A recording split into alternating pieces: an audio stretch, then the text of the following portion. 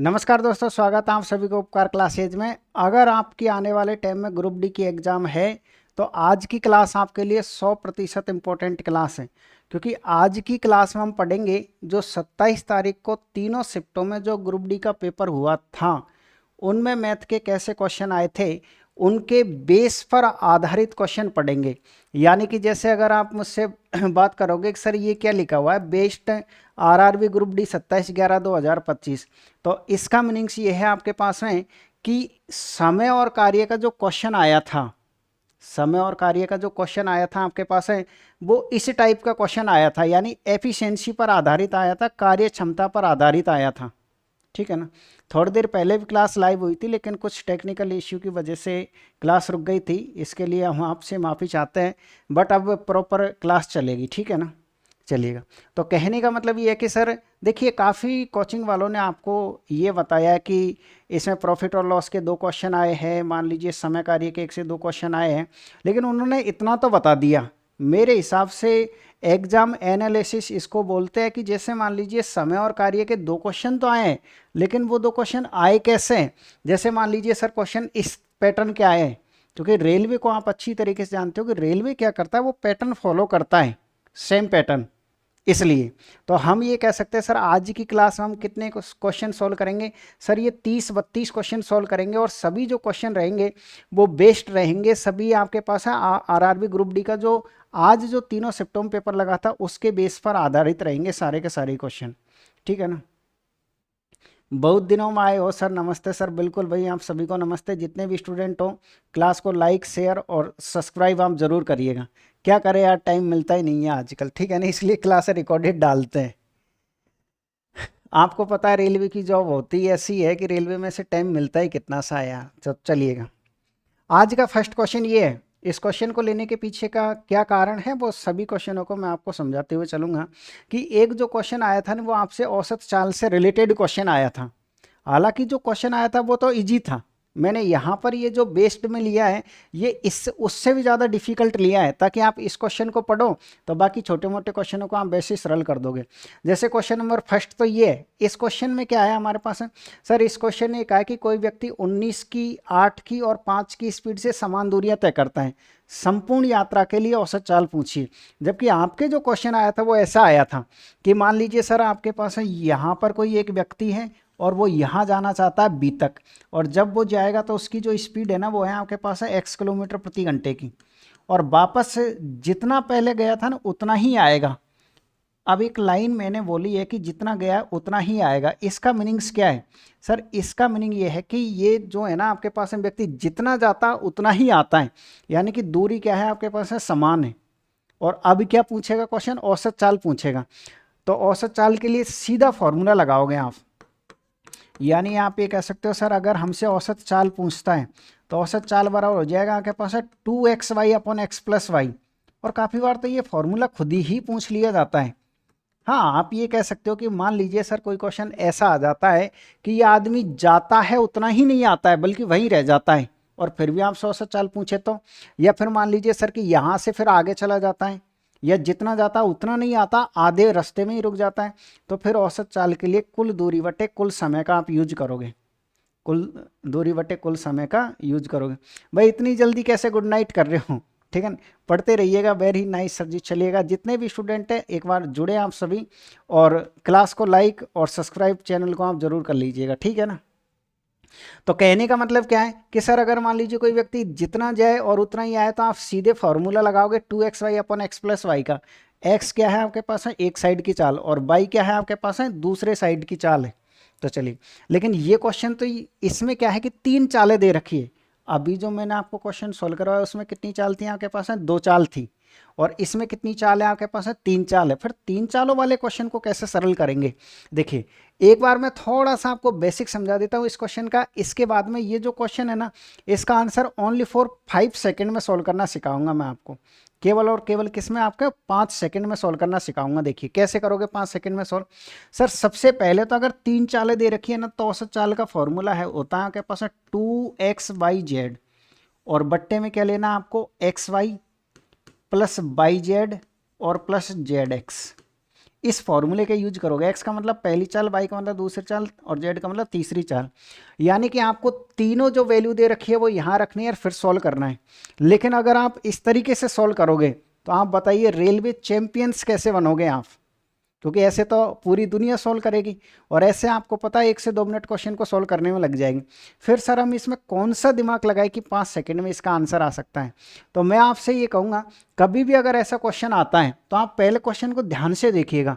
यानी सर पहली चाल, दूसरी चाल, तीसरी चाल, जब आप इसको इससे गुणा करोगे तो 10 आएगा। यानी कि सर यहाँ का जो गुणनफल है ना, उस गुणनफल में एक शून्य जरूर आएगा। यहाँ जितना भी आप मल्टीप्लाई करोगे तो यहाँ पर शून्य जरूर आएगा। इसका मतलब क्या है कि जिस ऑप्शन में लास्ट में शून्य होगा वही आपका आंसर है बस। अब ऑप्शन कैसे चेक किए जाते हैं, सारी बातों को ध्यान से सुनो। ऑप्शन कैसे चेक किया जाता है, देखो सर इसका लास्ट अंक लेना है, कितना हो गया 21, और 21 को इससे गुणा करना है, कितना हो गया आपके पास 22। क्या इसमें लास्ट में जीरो है क्या, नहीं है, तो ये ऑप्शन गलत है। इसी तरीके से देखिए ये कितना है आपके पास 21 और 1 22, गलत है। यहाँ देखिए सर 7 49 और 1 50, इसका मतलब 50 में जीरो, तो सी ऑप्शन एकदम राइट आंसर है। ऐसे क्वेश्चन को एग्जाम में बिल्कुल आराम से सेकंडों में सॉल्व करके आओगे आप, अगर आने वाले टाइम में ग्रुप डी का आपका पेपर है तो, ठीक है ना। देखिए सभी क्वेश्चन में बड़ी मेहनत की गई है। यहाँ आप देखोगे तो जितने भी क्वेश्चन है ना, सभी क्वेश्चन बिल्कुल बेस्ड है आरआरबी ग्रुप डी पर। यानी कि जितने भी मैं क्वेश्चन ले रहा हूँ 30 क्वेश्चन सॉल्व करवाऊंगा आपको, और 30 के 30 ही क्वेश्चन इंपॉर्टेंट रहेंगे। इस बात को आप ध्यान से सुनिएगा, ठीक है ना। तो चलिएगा सर, ठीक है। अच्छा अब आप ये कहोगे कि सर पता कैसे लगाया कि ये ऑप्शन ही इसका आंसर होगा। तो मैं आपसे ये कहूँगा कि मान लीजिए ये 10/3 है। अब मैं 4 ऑप्शन दे देता हूँ कि 4 सही 2/3, 1 सही 1/3 और 3 सही 3/3 और ये है आपके पास है 3 सही 1/3। ये 4 ऑप्शन में से इसका आंसर क्या होगा। तो आप ये कहोगे सर देखिए इसका मान 10 है, तो जिसमें ऊपर का मान 10 होगा ना वही आंसर है। ये कितना हो गया 12 और 2 14, ऊपर का मान 14 है, ऊपर का मान 4 है, ऊपर का मान कितना है 12 है, लेकिन सर ऊपर का मान 10 है इसमें। इसका मतलब सर 10 ही मान यहाँ पर था और 10 ही मान यहाँ पर है। इस तरीके से हम ये कह सकते हैं कि हमारा ये ऑप्शन है। यानी कि जब हम इसको इससे गुणा करके इसे जोड़ेंगे तो इनको देखो, इसको इससे गुणा करके इससे जब आप जोड़ोगे तो आपके पास है वो राशि प्राप्त होगी जो आप इन तीनों को गुणा करोगे। तीनों को गुणा करके 3 से मल्टीप्लाई करोगे तो वो राशि सेम आएगी। आप करके देख लीजिएगा। तो फर्स्ट क्वेश्चन क्लियर हुआ आपके पास। चलिएगा तो फिर अब आ जाइएगा आप क्वेश्चन नंबर 2 पर। एक अनुपात समानुपात के 2 क्वेश्चन पूछे गए हैं। ज़्यादातर किसी शिफ्ट में 1 था, किसी में 2 था, लेकिन एक क्वेश्चन ऐसा भी देखने को मिला है। क्वेश्चन क्या है आपके पास है, सर निम्नलिखित में से कौन सा अनुपात सबसे बड़ा है। अगर ऐसा क्वेश्चन कभी भी आपको भविष्य में सोल्व करना पड़े तो कैसे आप 5 सेकंड में सोल्व करोगे। देखो आपको ये देखना है कि दोनों संख्याओं में देखिए क्या है, सर इसका आधा कितना होता है। सर इसका आधा होता है आपके पास है कितना, 1 की दूनी का 42, 21.5 होता है। तो आप ये बताइए इसके ये 50% से कम है ना, बिल्कुल सर, ठीक है। और ये सर इसका आधा 20 होता है, ये 50% से बहुत ज़्यादा कम है, मतलब ये तो आंसर हो ही नहीं सकता बिल्कुल भी। यहाँ देखिए सर इसका आधा 19 होता है, ये 19 से भी ज़्यादा है। इसका मतलब सर ये आंसर हो सकता है। अभी तक ये 3 तो नहीं है क्योंकि आपको बड़ा देखना है। और ये देखिए सर अगर हम इसके आधे की बात करें, इसका आधा 22.5 होता है, 22.5 से ये थोड़ा सा ही ज़्यादा है। यानी कि सर ये 50% से कोई मामूली सा ज़्यादा है, और सर ये 50% से बिल्कुल ज़्यादा है। इसका मतलब आप ये कह सकते हो ये सी ऑप्शन एकदम राइट आंसर है। ऐसे आपको एग्जाम में क्वेश्चन सोल्व करके आना है, ठीक है ना। अब आप ये कहोगे सर मान लीजिए इन दोनों में कंफ्यूजन हो गया तो और थोड़ा सा गहराई में बता दीजिए आप। तो देखिए अगर हो गया तो आप क्या करोगे, इन दोनों को अगर आपको भिड़ाना है, आपस में भिड़ाने का तरीका क्या है, पहले काट लो ये 10 बार और ये कितनी बार कट गया 19 बार। यानी इसे हम 10 बटे कितना कह सकते हैं 19। इन दोनों को आपस में भिड़ाना है और बराबर हो जाएगा आपके पास है 23 बटे कितना हो जाएगा आपके पास है 45। भिड़ाने का तरीका ये है कि इसको आप इससे मल्टीप्लाई करिए, कितना हो जाएगा आपके पास है 450 हो जाएगा। इसको आप इससे मल्टीप्लाई करिए तो ये कितना हो जाएगा आपके पास है, देखिए 57 के साथ हासिल की 5, 38 और 5 कितना हो जाएगा आपके पास है 43। अब आप देखिए बड़ा मान किसका है, तो आप ये कहोगे सर 450 बड़ा है, जो कि इसके कारण आया है। यानी पहले मल्टीप्लाई का निशान ऐसे होता है तो पहले गुणा ऐसे किया जाता है, ये बात आप ध्यान रखिएगा। अगर पहले गुणा ऐसे किया जाता है तो इसका मान है 450, तो हम ये कह सकते हैं सर कि ये संख्या बड़ी है। अगर किसी क्वेश्चन में आपको ऐसे आइडिया नहीं लगे कि सर ये 50% वाला या 25% वाला रेशियो फेल हो गया, तो फिर हम क्या करते हैं, दोनों संख्या को आपस में भिड़ाते हैं और फिर देखते हैं कि इनमें मान किसका बड़ा और किसका छोटा है। और गुणा करने का भी तरीका यह है कि पहले गुणा ऐसे होता है, क्लियर है आपके पास? चलिए, तो फिर आ जाइए आप क्वेश्चन नंबर 3 पर। यानी क्वेश्चन नंबर 3 को लेने के पीछे का क्या कारण है कि सर एक जो क्वेश्चन आया था ना नंबर सिस्टम का, वो नंबर सिस्टम का एक क्वेश्चन आया था जिसमें ये पूछा गया था, विभाजकता से रिलेटेड था। तो हमने क्या किया, एक क्वेश्चन ऐसा ले लिया कि निम्नलिखित में से कौन सी संख्या 1 से 10 तक की सभी प्राकृत संख्याओं से विभाज्य, यानी विभाजकता के रूल पे आधारित एक क्वेश्चन आया था। तो उसी के बेस पर हमने एक क्वेश्चन यहाँ पर ले रखा है, ठीक है ना। तो बताइएगा कि इसका आंसर कितना आना चाहिए। क्वेश्चन क्या कहना चाहता है कि निम्नलिखित में से कौन सी संख्या 1 से 10 तक सभी से विभाजित है। तो आप बताइए 1 से 10 तक, तो एक को तो हटा दीजिए, 2 3 4 5 6 7 8 और 9, यानी इन सबसे विभाजित है। तो सबसे पहले आप क्या करोगे सर, हम 5 से विभाजित का विभाजकता का रूल देखेंगे। 5 का भाजकता का रूल क्या होता है, 0 या 5 होना चाहिए। इसका मतलब सर ये आंसर नहीं हो सकता आपका, ये आंसर नहीं हो सकता, 5 नहीं काट दिए दो आंसर। तो फिर आप किसका रूल देखोगे, फिर सर हम 3 का रूल देख लेते हैं। तो 3 का, क्या ये संख्या 3 से विभाजित होगी, क्या नहीं होगी, क्योंकि सर 3 के भाजकता का नियम ये होता है कि अंकों के योग में भाग चला गया तो पूरी संख्या में भाग चला जाएगा। फिर एक यही बचा, तो आप ये कह सकते हो ये करेक्ट आंसर है। एक बार फिर सुनिए मैंने क्वेश्चन को कैसे सॉल्व किया है। निम्नलिखित में से कौन सी संख्या 1 से 10 तक की सभी संख्याओं से विभाजित होगी, यानी जिसमें 1 का भाग जाएगा, 2 का भी जाएगा, 3 का भी जाएगा, लगातार 10 तक जाना चाहिए। तो हमने क्या किया, सबसे पहले थोड़ी इजी संख्या उठाई। यानी सर 5 के भाजकता का नियम बिल्कुल इजी होता है आपके पास। तो 5 के भाजकता का रूल ये कहता है लास्ट में 5 या 0 होनी चाहिए, तो ये दो ऑप्शन गलत हो गए थे। फिर हमने 3 का उठाया। 3 का यह है कि अंकों को जोड़ने पर अगर उसमें भाग चला जाए तो पूरी संख्या में भाग जाएगा, नहीं तो नहीं जाएगा, ठीक है। अब आप आओगे क्वेश्चन नंबर 4 पर। अब इस क्वेश्चन नंबर 4 को लेने के पीछे की क्या कहानी है कि एक त्रिकोणमिति का क्वेश्चन आपको देखने को मिला था, 1 से 2 क्वेश्चन, जिसमें जो क्वेश्चन देखने को मिला था वो ऐसा था, लाल बटे कक्का, यानी पाइथागोरस जो प्रमेय होती है, जो पाइथागोरस ट्रिपलेट होती है, उसके बेस पर आधारित एक क्वेश्चन आया था। तो इसलिए मैंने यहाँ पर ये क्वेश्चन लिया है कि मैं इस क्वेश्चन की मदद से आपको समझा सकूं कि अगर कोई क्वेश्चन आएगा कल को आपकी एग्जाम है ग्रुप डी की, तो आप क्वेश्चन को कैसे सरल करोगे, ठीक है। लेकिन उससे पहले आप क्लास को एक बार लाइक जरूर करिएगा और बताइएगा कि क्लास आपको किस तरीके की लग रही है। मैं आपका कमेंट्स भी पढ़ लेता हूँ। ऋषिराज मीना आए सर, बिल्कुल भैया आप सभी को आए। धर्मराज मीना, ओके। राहुल माक्रम, उमंग गोयल, चलिएगा सभी स्टूडेंट जुड़ते रहे, क्लास को आप लाइक शेयर आप जरूर करते रहिएगा, ठीक है ना। तो आप ये कह सकते हो सर कि इस क्वेश्चन को हम सरल कैसे करेंगे। तो साइन थीटा का मान 1/2 दे रखा है। तो इसमें आपको क्या करना है कि ऐसे जो क्वेश्चन होते हैं ना वो समकोण त्रिभुज पाइथागोरस प्रमेय पर आधारित होते हैं। तो आपको ये पता होना चाहिए कि साइन थीटा का मान लंब बटे कर्ण होता है या फिर आधार बटे कर्ण होता है या फिर आधार बटे लंब होता है। ये आपको पता कैसे करना है सर, ये पता करने का एक सिंपल सी ट्रिक्स है, और वो ट्रिक्स है आपके पास है लाल बटे कक्का की। एक बार फिर सुनिएगा, ट्रिक्स का क्या नाम है आपके पास है, लाल बटे कक्का है आपके पास। यानी कि मान लीजिए ये आपके पास है समकोण त्रिभुज है, ये क्या है आपके पास है समकोण त्रिभुज है। तो ये क्या है आपके पास है कर्ण है, ये क्या है कर्ण है, और ये क्या है आपके पास है आधार है, और ये लंब है। हमने क्या किया आपकी सुविधा के लिए, ऐसे नहीं लिखा कि ये बेस है तो इसको बी से लिखो, ये परपेंडिकुलर तो इसको पी से लिखो, ऐसा कुछ नहीं किया है। आप तो सीधे से आपको समझ में आना चाहिए बस। यानी सर ये आधार होता है, ये कर्ण होता है और ये लंब होता है। और जो त्रिकोणमिति अनुपात होते हैं वो टोटली 6 होते हैं। टोटल कितने होते हैं, 6 होते हैं। इनको आप जरूर याद रखें। यानी कि सर पहला कौन सा होता है आपके पास है साइन, दूसरा क्या है होता है कॉस, तीसरा होता है आपके पास है टेन, चौथा होता है आपके पास है कोट, और ये होता है सेक, और ये है आपके पास है कोसेक। यानी कि इस तरीके से हम ये कह सकते हैं सर ये 6 होता है त्रिकोणमिति अनुपात। और कोशिश करें कि आप इन 6 को याद करें, और बिल्कुल सीरियल में, कैसे sine cos tan cot sec और कोसेक। अब अगर आपको ये पता करना है कि साइन का मान कैसे निकालते हैं, साइन का मान हम कैसे निकालते हैं, तो सर साइन का मान निकालने का तरीका है आपके पास है लंब बटे कर्ण। ये होता है साइन का मतलब, ये होता है साइन, ये होता है कॉस, ये होता है टेन। 3 हो गए आपके पास है। फिर आप वापस आओगे, इसके बाद कैसे आओगे सर, ये होता है कॉट, ये होता है सेक, और ये होता है कॉसेक। ये इनके मान होते हैं। इसलिए मैंने कहा कि आप सीरियल में इनको याद रखो, क्योंकि आगे भी जब त्रिकोणमिति थोड़ा सा आप ज़्यादा पढ़ोगे ना, तब आप पाओगे कि सर अगर हम फर्स्ट को इस लास्ट से मल्टीप्लाई करते हैं ना, तो इसका मान 1 आता है, और ऊपर से सेकंड को नीचे से सेकंड से गुणा करते हैं तो भी मान एक आता है, इन दोनों को गुणा करते हैं तो भी मान एक आता है। इसलिए मैं ये कहता हूँ, जब मैंने त्रिकोणमिति पढ़ाई थी तब भी, कि आप इनको सीरियल में याद जरूर करें अगर आपकी मैथ कमजोर है तो। Sine theta, cos theta, tan, cot, sec और कोसेक, इस तरीके से।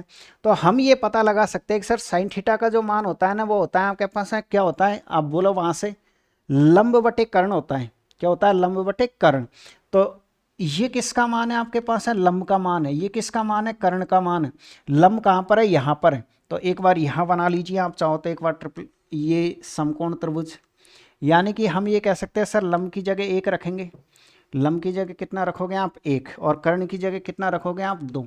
तो इसका मान निकाल दीजिए आप। और इसका मान कितना होता है सर? इसका मान होता है आपके पास अंडर रूट का लगेगा निशान, कर्ण स्क्वायर, दो का स्क्वायर सीधे लिख दें हम 4, और माइनस इसका स्क्वायर 1, यानी कि जब आप इसे सरल करोगे तो ये आपके पास अंडर रूट 3 आएगा। यानी सर इसमें आधार का मान ये है।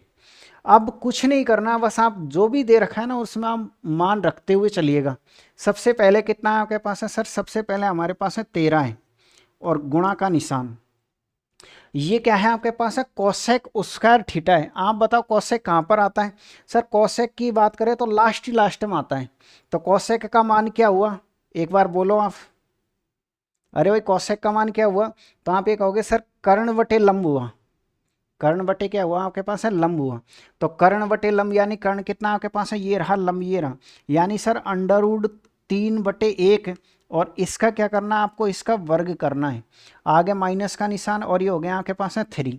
वापस क्या है आपके पास है? कोट स्क्वायर थीटा है। तो कोट का मान क्या होता है सर? कोट 4 नंबर पाता, तो 1 2 3 4 में हम यहाँ से चलेंगे, उल्टा चलेंगे। आधार बटे लंब होता है। आधार कितना है आपके पास है सर? आधार ये रहा।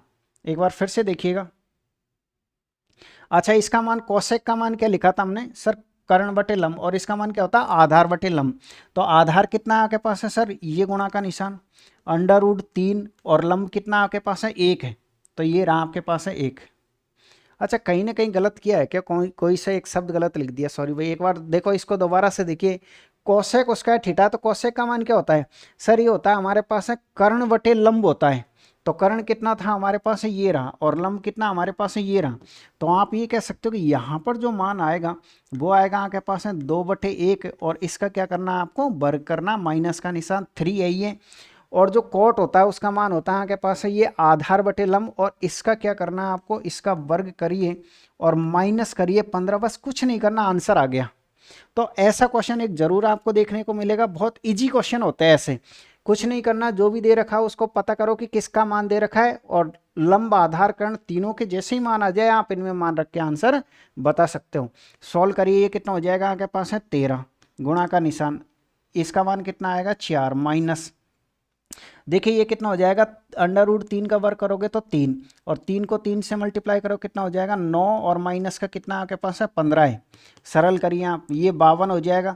और 52 में से आप कितना घटाओगे सर? इसे जोड़ोगे तो आप 24। तो ये कितना बचेगा? 12 में से 4 जाएगा तो कितना बचेगा आपके पास है? 8। यानी कि आप ये कह सकते हो 28, जो कि किस ऑप्शन में है?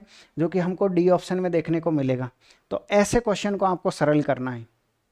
एक बार फिर से अच्छी तरीके से सुनिएगा कि क्वेश्चन कैसे देखने को मिलेगा सर। कुछ भी यहाँ पे दिया हुआ मिलेगा और मान पूछेगा। अब मुझे जल्दी से एक क्वेश्चन का आंसर दीजिए। मैंने ये कहा आपके पास में कि ये मान लीजिए एक समकोण त्रिभुज है। ये कितना आपके पास है? 3 है। और ये कितना आपके पास है? 4 है। और ये कितना आपके पास है? 5 है। मुझे आप ये बताइए इसमें कि टेन थीटा का मान कितना आएगा? जल्दी से कमेंट्स में टाइप करिए। इसमें टेन थीटा का मान कितना है? और दूसरा टाइप करोगे कि इसमें कॉस थीटा का मान कितना है? सब कुछ आपको दे रखा है, 3 4 5 दे रखा है। सबसे फर्स्ट कौन टाइप करेगा कि इसमें टेन थीटा का मान क्या होगा? तरीका कौन सा लगाओगे आप? लाल बटे कक्का से। लाल बटे कक्का से पहला आंसर किसका आएगा आपके पास है? धर्मराज मीना। चलो फटाफट बताइएगा कि इसमें टेन थीटा की वैल्यू क्या बटे क्या लिखे आप? फर्स्ट फर्स्ट बताने की कोशिश करें कि टेन थीटा की वैल्यू क्या लिखोगे और कॉस थीटा की वैल्यू क्या लिखोगे आप। लाल बटे कक्का का यूज करें आरब।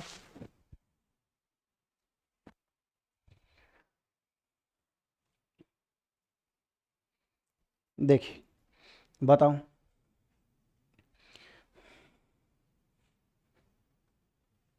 आया है क्या किसी का आंसर? तो देखो बिल्कुल सर टेन थीटा का मान जो होता है ना वो होता है आपके पास है लंब बटे आधार। लंब कितना आपके पास है, ये रहा, आधार ये रहा। तो टेन थीटा का मान कितना आएगा आपके पास है 3/4। कितना आएगा आपके पास है 3/4। अब रही बात कॉस की, तो कॉस का मान क्या होता है सर, आधार बटे कर्ण। तो आधार कितना है आपके पास है सर, आधार है आपके पास है 4।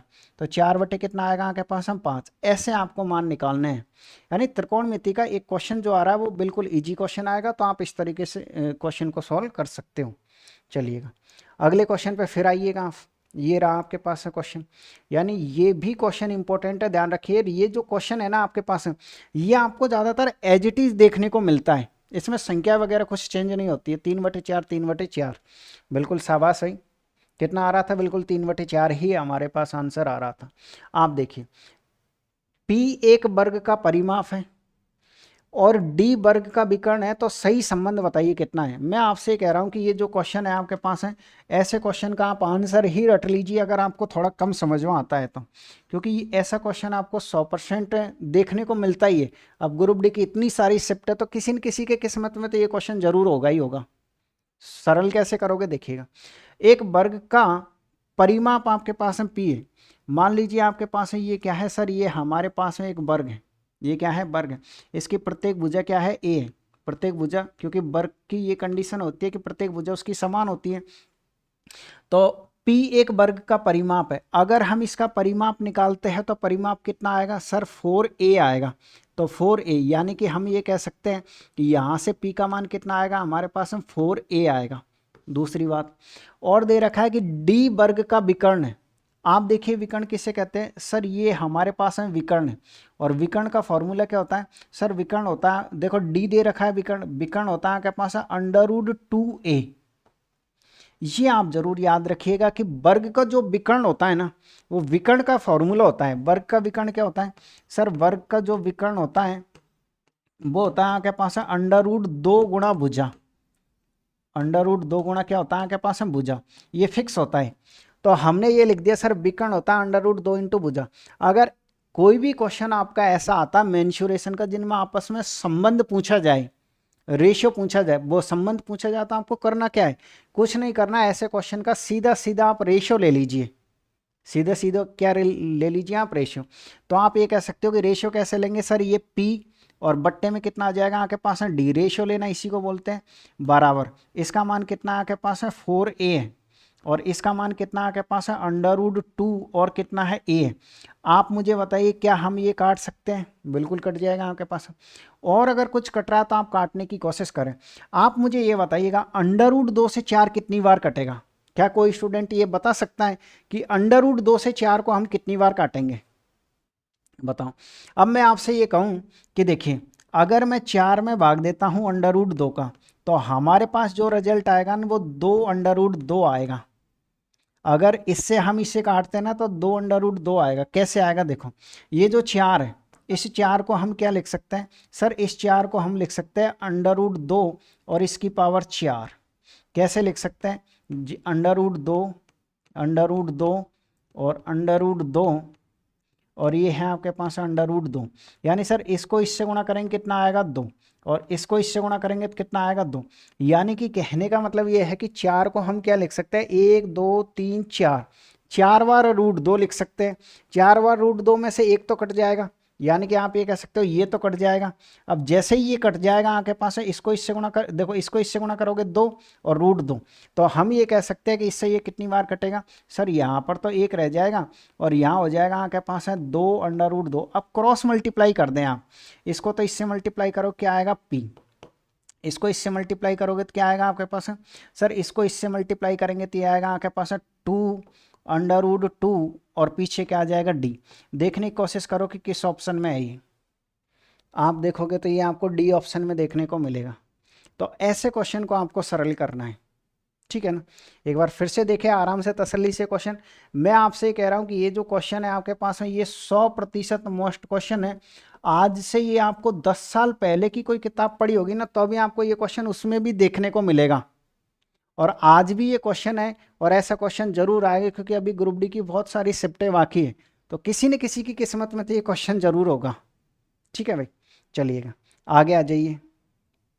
एक बार फिर से लीजिएगा और एक शानदार जानदार क्वेश्चन के साथ, क्योंकि देखिए इस बार सरलीकरण के और इसके भी खूब सारे क्वेश्चन आए थे। ये क्वेश्चन है, उम्मीद कर रहा हूँ कि क्वेश्चन दिख रहा होगा, क्योंकि यहाँ पर ये माइनस का निशान है, दिख रहा है ना, माइनस का 1.2 है। कैसे करेंगे हम इस क्वेश्चन को सरल? सर क्वेश्चन को सॉल्व करने का सिंपल सा तरीका है आपके पास है। देखिए सबसे पहले अगर हम बात करें इसमें, जैसे ही आप दशमलव हटाओगे तो नीचे कितना बढ़ेगा? 100, यानी कि 4 बटे में कितना हो जाएगा आपके पास है? 100। और इसकी पावर कितनी है आपके पास है? माइनस का 1.5 है। आपने क्या किया? पॉइंट हटाया, पॉइंट के पीछे 2 अंक थे तो 2 जीरो बढ़ा दी। 4 से काटोगे तो कितनी बार कटेगा आपके पास है? 1 बार। 4 से काटोगे तो कितनी बार कटेगा आपके पास है? 25 बार कटेगा। अब देखिएगा, हमेशा ध्यान रखिएगा कि ये 1/25 है। अगर आप इसको उल्टा कर देते हो ना, इसमें अगर इसको उल्टा कर दोगे ना तो फिर ये निशान बदल जाएगा। यानी कि कैसे कर दोगे सर? 1/25 है, इसको आप 25/1 करिए। 25/1 करोगे तो उससे क्या परिणाम आएगा कि ये जो माइनस का है ना, ये प्लस का हो जाएगा, बस इतना सा फर्क पड़ेगा। मैंने कहा ठीक है, हो जाने दीजिएगा। अब 25 का मतलब क्या होता है आपके पास है? 5 की पावर 2 होता है। 5 की पावर कितना होता है? 2। और गुणा का निशान पहले से कितना है? बाहर 1.5 है, तो 1.5 को 2 से गुणा करोगे तो कितना होगा? 3। तो आप ये कह सकते हो 5 की पावर 3, और 5 की पावर 3 का मान कितना होता है आपके पास है? 125 होता है। तो इसका जो करेक्ट आंसर आएगा वो आएगा आपके पास है इस ऑप्शन में, आपको ये देखने को मिलेगा। एक बार तसल्ली से समझे क्वेश्चन को। आपने क्या किया? जैसे ही दशमलव हटाया तो 2 जीरो बढ़ाई। 4 से 1 बार कटेगा, 4 से 25 बार कटेगा। ठीक है। अब ये बात हमेशा ध्यान रखें कि कभी भी जैसे मान लो यहाँ x/y है और इसकी पावर कितना आपके पास है? 2 है। मान लो पहले से प्लस की 2 है, लेकिन आप ये चाहते हो कि इसको उल्टा करना चाहते हो, इसको y/x लिखना चाहते हो, तो फिर इसको आपको माइनस का 2 लिखना पड़ेगा। इसको किसका 2 लिखना पड़ेगा? माइनस का 2 लिखना पड़ेगा। यानी घातें चेंज हो जाती है, घात का निशान चेंज हो जाता है। ध्यान रखिए, अगर आप अंश को हर को अंश बनाओगे तो। चलिए तो आ जाइए आप, ये क्वेश्चन है और ये क्वेश्चन भी आपके पास है 100% मोस्ट है। ऐसा क्वेश्चन आपने देखा होगा, कोई 20 साल पुरानी आपके पास किताब पढ़ी है ना, उसमें भी ये क्वेश्चन आपको देखने को मिलेगा ही मिलेगा। तो ऐसे क्वेश्चन का सबसे बेस्ट इलाज ये है कि आपको एक छोटा सा फॉर्मूला पता होना चाहिए। कौन सा? सर एक फॉर्मूला होता है आपके पास है AQ माइनस BQ का। तो AQ माइनस BQ का फॉर्मूला क्या होता है? सर 2 कोष्टक आते हैं, पहले कोष्टक में तो आपके पास है A माइनस B आता है। इसे जब आप खोलोगे तो पहले कोष्टक में A माइनस B आता है, और दूसरे कोष्टक में क्या आता है आपके पास है? A स्क्वायर और प्लस B स्क्वायर, और ये आता है आपके पास है प्लस का 2AB आता है, सॉरी AB आता है प्लस का। प्लस का क्या आता है आपके पास है? AB आता है। अब काफ़ी स्टूडेंटों को क्या होता है कि ये दिक्कत आ जाती है कि सर यहाँ माइनस का क्या है। तो मैं आपसे ये कहूँगा कि अगर यहाँ माइनस है तो पहला माइनस का ही चलता है, क्योंकि एक और फॉर्मूला ऐसा होता है। फॉर्मूला क्या होता है आपके पास है? सर एक और होता है, वो होता है AQ प्लस BQ का। और जब आप इसे खोलोगे तो पहला कोष्टक इसमें प्लस में ही रहता है। अगर ये माइनस है तो पहला कोष्टक माइनस का रहेगा, और प्लस है तो पहला कोष्टक प्लस का ही रहेगा। तो हम ये कह सकते हैं सर ये हो जाएगा A स्क्वायर B स्क्वायर, और माइनस का क्या हो जाएगा आपके पास है? AB हो जाएगा। तो यहाँ पर हम इस फॉर्मूले का यूज करेंगे। जैसे ही आप इस फॉर्मूले का यूज करते हो तो आप ये बताइए, इसको तो हटा दोगे आप, और इसको हटा करके इसकी जगह पर क्या लिखोगे? सर हम क्या करेंगे, इससे हटा करके इसकी जगह पर इसे खोल के लिखेंगे। तो एक तो आएगा आपके पास है A माइनस B पहले कोष्टक में, और अगले कोष्टक में A square plus B square plus का AB आएगा। तो मुझे आप ये बताओ, क्या हम इससे इसके काट सकते हैं? काट सकते हो ना आप। तो ऊपर कितना बचेगा आपके पास है? 1, और नीचे कितना बचेगा आपके पास है? A minus B। यानी आप ये कह सकते हो ऊपर तो 1 बचेगा सर, और A का मान आप यहाँ से रख दीजिए ना 21, और B का मान कितना? 19 है। तो इस तरीके से आपका जो फाइनल आंसर आएगा वो 1/2 आएगा, जो कि आपको यहाँ देखने को मिलेगा B ऑप्शन में। जो कि कहाँ देखने को मिलेगा? B ऑप्शन में देखने को मिलेगा। उम्मीद कर रहा हूँ कि ऐसे क्वेश्चन को आप गलत करके नहीं आओगे। मैंने आपको फिर देखिएगा, ये सब के सब किस पर बेस्ड है आपके पास? सर ये आज जो पेपर लगा है ना, उन्हीं के बेस पर सारे क्वेश्चन लिए गए हैं। आप देखिए पूरे यूट्यूब पर अभी तक किसी टीचर ने आपको ऐसे नहीं बताया होगा कि सब क्वेश्चन अपडेटेड लिए हों, बल्कि पिछले ही क्वेश्चनों को सॉल्व करवाए जा रहे हैं, और उन्हीं को बोल देते हैं कि इंपॉर्टेंट है। आप यहाँ देखोगे तो प्रत्येक क्वेश्चन के नीचे देखिए अलग से टाइप करवा कर जब लिखा है कि वास्तव में कि ऐसा क्वेश्चन आता है, ऐसा क्वेश्चन आता है, देखिएगा ये सारे क्वेश्चन देख लीजिएगा। यानी आज की क्लास पर बेस्ड है सारे के सारे क्वेश्चन आपके पास। आप आइएगा, एक क्वेश्चन मिश्रण से भी देखने को मिला था कि मिश्रण का क्या है। 36% सांद्रता वाला मिश्रण प्राप्त करने के लिए 24% सांद्रता वाले कितने लीटर दूध को 72% सांद्रता वाले 18 लीटर दूध में मिलाया जाना चाहिए। बहुत इजी क्वेश्चन है आपके पास है, कैसे क्वेश्चन को सरल करोगे देखिएगा।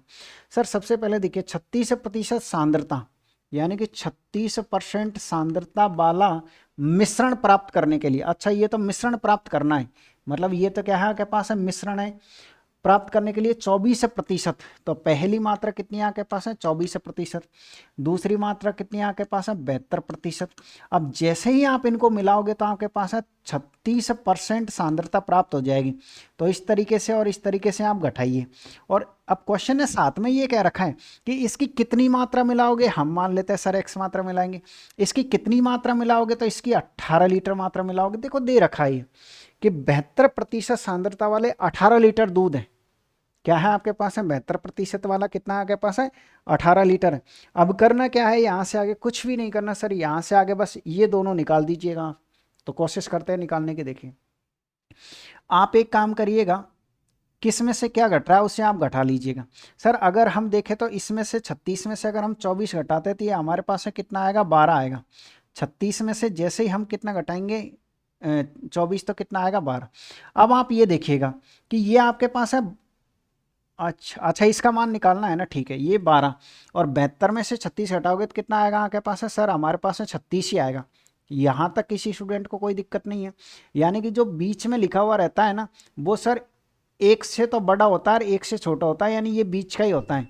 यानी कि कभी भी ध्यान रखिएगा कि यहाँ जो राशि लिखी जाती है ना वो कौन सी राशि लिखी जाती है, सर ये बीच की राशि लिखी जाती है। मिश्रण उसी को कहते हैं, दो या दो से अधिक राशियों को मिलाना। आपने देखा कि ये आपके पास है इससे तो बड़ा आता है लेकिन इससे हमेशा छोटा आएगा। फिर घटाया आपने, इन दोनों का अंतर लिया कितना है 12, इन दोनों का अंतर लिया कितना है 36 है। अब आप ये देखिए ये 12 का कितना गुना है, सर ये 12 का आपके पास है 1.5 गुना है एक तरीके से। तो फिर इसका 1.5 गुना कितना हो जाएगा, सर अगर हम इसका 1.5 गुना करते तो कितना हो जाएगा 54, जो कि किस ऑप्शन में देखने को मिलेगा, जो कि आपको इस ऑप्शन में देखने को मिलेगा। अगर ऐसे समझ में नहीं आ रहा तो आप थोड़ा और जमा लीजिए कि सर हमारे पास है 12 यूनिट का मान कितना 18 है, तो फिर आपको कितने यूनिट का मान निकालना है, आपको 36 यूनिट का मान निकालना है। तो 12 से कितनी बार कट जाएगा आपके पास है 3 बार, तो फिर कितना आंसर आएगा आपके पास है 54 आएगा। तो ऐसे क्वेश्चन को आपको सरल करना है। ध्यान रखिए तीनों शिफ्टों के जो क्वेश्चन आए हैं वो तीनों शिफ्टों के क्वेश्चनों पर आधारित मैं आपको 30-35 क्वेश्चन आज सॉल्व करवाने वाला हूँ। 30 क्वेश्चन सॉल्व करवाऊंगा ये मान के चलिए, और इनमें से आने वाले टाइम में आपको जरूर क्वेश्चन देखने को मिलेगा। आपको मैं फिर कह रहा हूं कि पूरे YouTube पे सब टीचरों ने फॉर्मेलिटी करी है, जबकि मैंने क्या किया है, मैंने प्रत्येक क्वेश्चन बिल्कुल अपडेटेड लिया है। आज की शिफ्ट पर आधारित देखो सब क्वेश्चनों को टाइप करवाया है, उसके बाद में क्लास मैंने स्टार्ट करी है। मैंने सबके बाद क्लास स्टार्ट करी है रात को 10 बजे। काफ़ी लोगों ने तो बस 5 मिनट शिफ्ट लगे हुए नहीं हुआ, फर्स्ट शिफ्ट का निचोड़, सेकंड शिफ्ट का निचोड़, और कुछ भी बताया जा रहा है, एक लाभ हानि का आ गया, एक समय कार्य का आ गया। अरे भाई कम से कम ये तो बताओ कि समय कार्य का कोई क्वेश्चन आया तो वो आया कैसा है। समय कार्य का 250 क्वेश्चन बनते हैं, ऐसे कैसे पता चलेगा। तो मैंने कहा कि भाई समय कार्य का एफिशिएंसी पर आधारित आया था, कार्य क्षमता पर, तो उसी टाइप का क्वेश्चन मैंने ले रखा है। यहाँ पर नंबर सिस्टम का एक फॉर्मूले बेस आया था तो मैंने ऐसा क्वेश्चन सॉल्व करवाया है। ठीक है, तो ध्यान में रखिएगा। अगर आपको क्लास अच्छी लगी हो तो क्लास को आप लाइक शेयर और सब्सक्राइब जरूर करिएगा। क्वेश्चन कितने कर चुके हम 10, 8, अब 9 नंबर के क्वेश्चन पर आ जाइएगा। ये मैंने नंबर सिस्टम का ही एक क्वेश्चन लिया है। क्वेश्चन क्या है आपके पास है, सर क्वेश्चन नंबर 9 ये है कि निम्नलिखित में से कौन सा कथन सही है।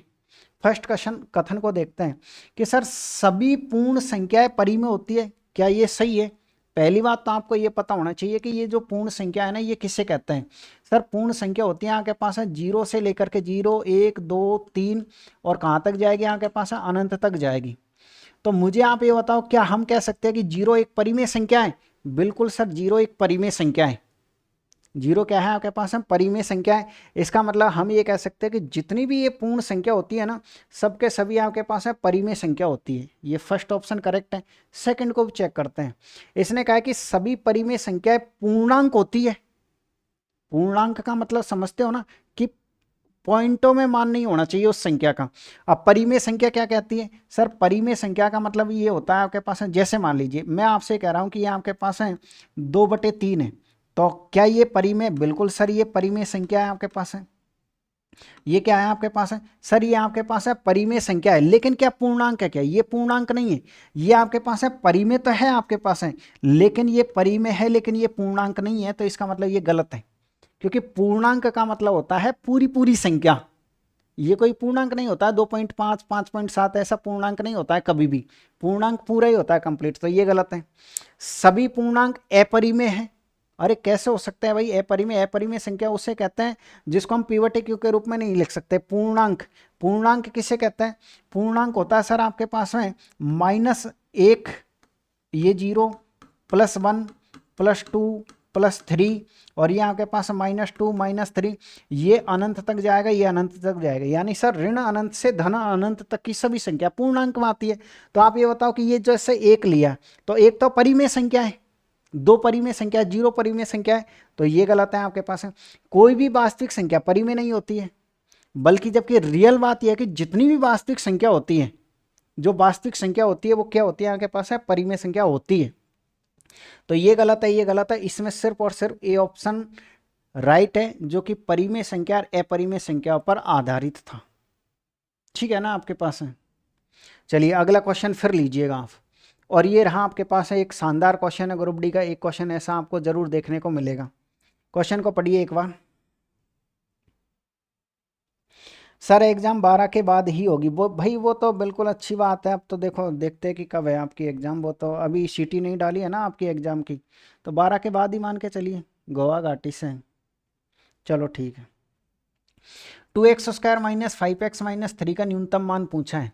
अगर मान लो कभी भी ऐसा क्वेश्चन आपको आपके ग्रुप डी में देखने को मिलता है कि जिसमें आपसे क्या पूछा जाए? न्यूनतम मान। वैसे तो इसको सॉल्व करने का बहुत बड़ा तरीका है, पर मैं आपको एक शानदार और एक शॉर्ट सा तरीका समझा रहा हूँ इसमें। अगर कभी भी ऐसे क्वेश्चन में आपसे न्यूनतम मान पूछता है तो एक शॉर्ट में आप फॉर्मूला यूज करें। फॉर्मूला क्या है आपके पास? 4ac - b² upon 4a। इसका आप यूज करिएगा। ए का मतलब आप जानते हो पहला गुणांक। ये हमारे पास है सर ए है, और सर ये हमारे पास है बी है, और सर ये हमारे पास है सी है। ए बी सी के मान है हमारे पास है, तो यहाँ लिखिए आप 4। ए का मान कितना है आपके पास है? 2 है, और सी का मान कितना आपके पास है? -3 है। आप लिखिए, ये माइनस का निशान आएगा। बी का मान कितना आपके पास है? -5 है, और उसका आपको वर्ग करना है। बट्टे में आ जाइए आप। 4 एक ही जगह पर कितना आएगा आपके पास है? ए का मान 2 है, तो ये 2। बस आप इसको सरल कर दीजिए, आपको आंसर देखने को मिलेगा। ये कितना हो जाएगा आपके पास है? 8। 8 दिया कितना हो जाएगा आपके पास है? 24। और वो भी किसका है? -24। और ये कितना आपके पास है सर? 25 हो जाएगा, और वो भी किसका होगा आपके पास है? माइनस का होगा, 25वीं। ठीक है, क्योंकि ये तो प्लस का लेकिन फिर माइनस का हो जाएगा ना आपके पास है। और ये कितना आपके पास है सर? ये हमारे पास है कितना हो जाएगा? 8। यानी -49/8।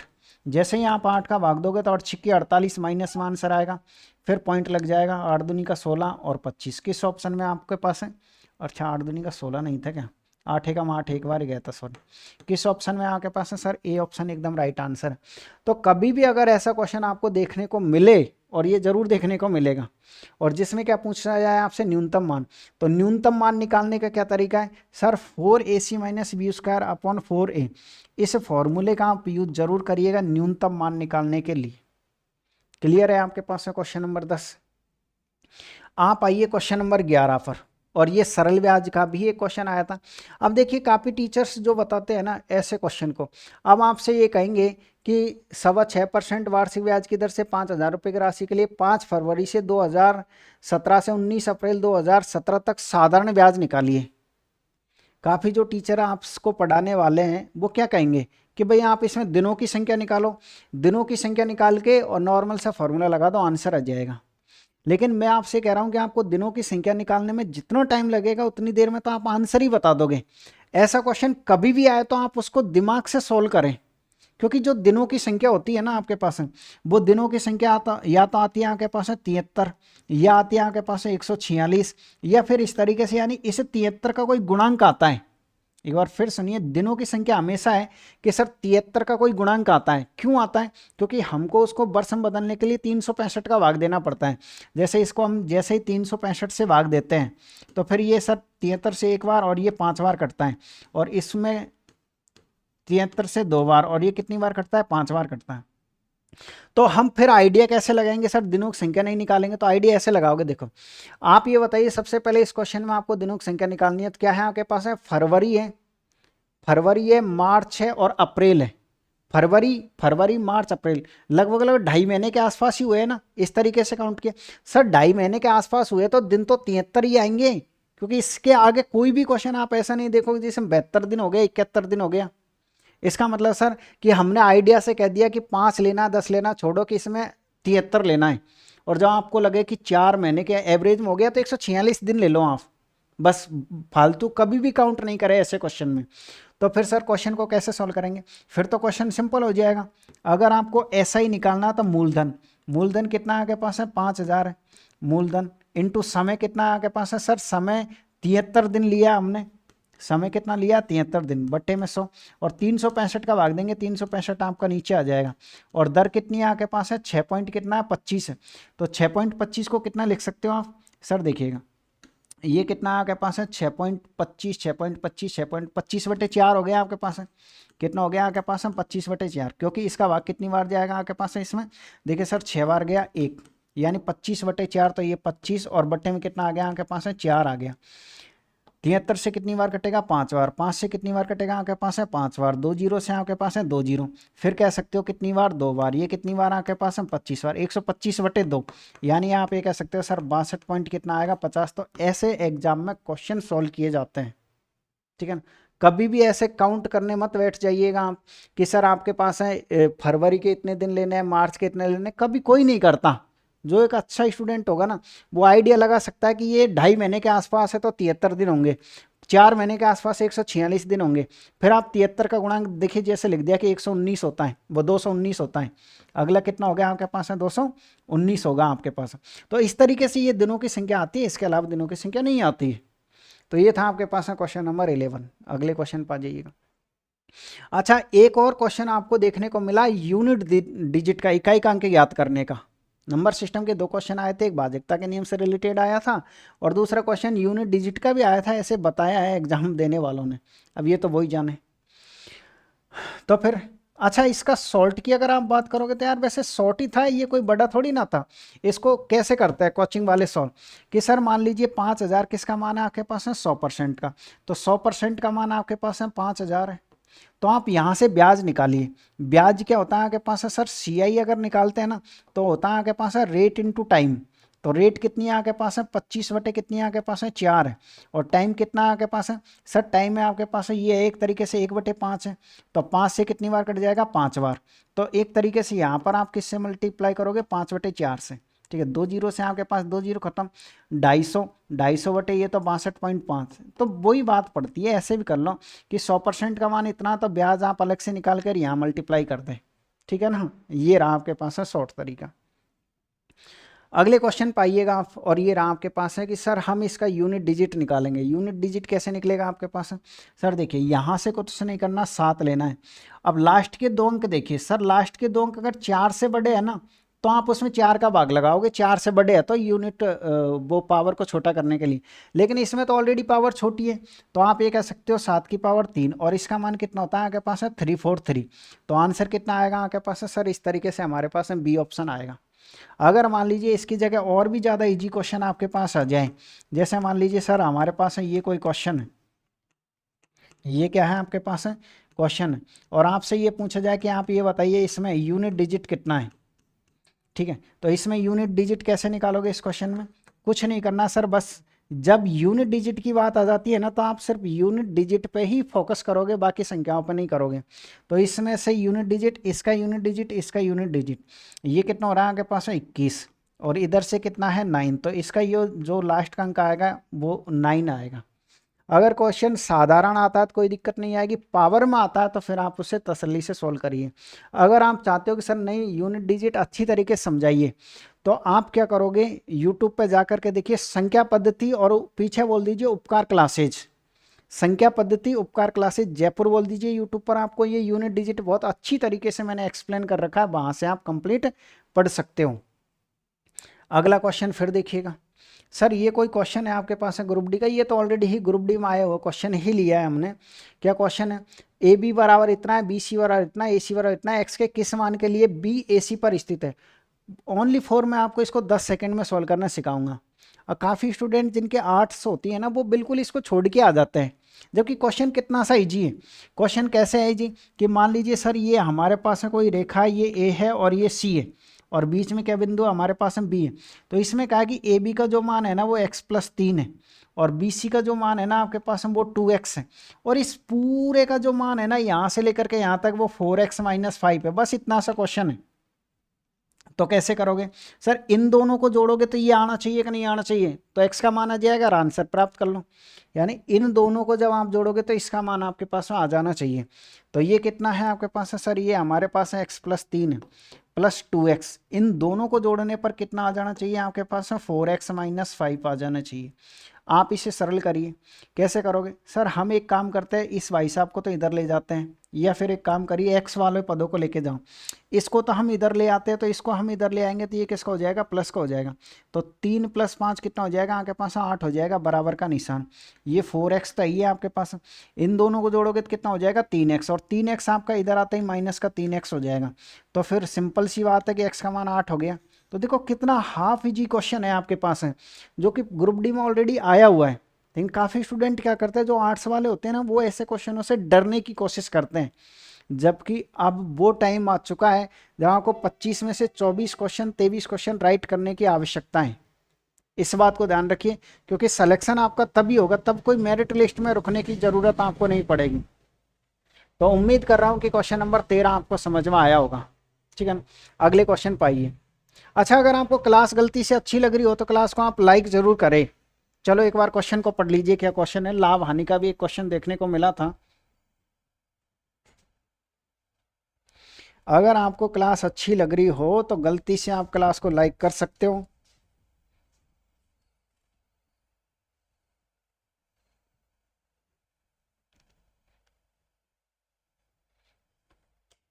पढ़ो क्वेश्चन को एक बार।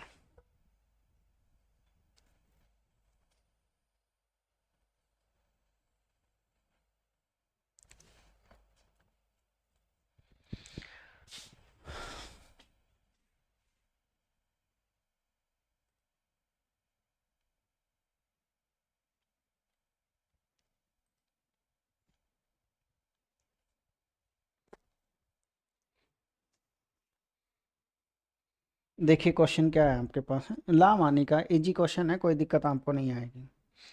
एक दुकानदार अपने माल को 20% की हानि पर बेचने का दावा करता है, लेकिन गलत वजन का उपयोग करता है, 30% लाभ कमाता है। दुकानदार ऐसे ही होते हैं सभी। 1 किलोग्राम के लिए वह वास्तविक वजन का उपयोग करता है, आपको बताना कि वो वजन कितना है। ठीक है, बिल्कुल बता देंगे। आपको कुछ नहीं करना है, ऐसे क्वेश्चन को बहुत इजीली तरीके से करिए। यहाँ पर लिखिएगा आप सीपी, और यहाँ लिखिएगा आप एसपी। तो सीपी कैसे लिखोगे? एक दुकानदार अपने माल को 20% या हानि पर बेचने का दावा करता है, तो 20% की पहले आपको फ्रैक्शन बनानी है। तो 20% की फ्रैक्शन कितनी होती है? सर अगर हम 20% की फ्रैक्शन बनाते हैं तो 20% की होती है आपके पास, माइनस का निशान आएगा, 1/5। माइनस क्यों आया? क्योंकि हानि है। फिर आप 30% की फ्रैक्शन फिर बना लीजिए।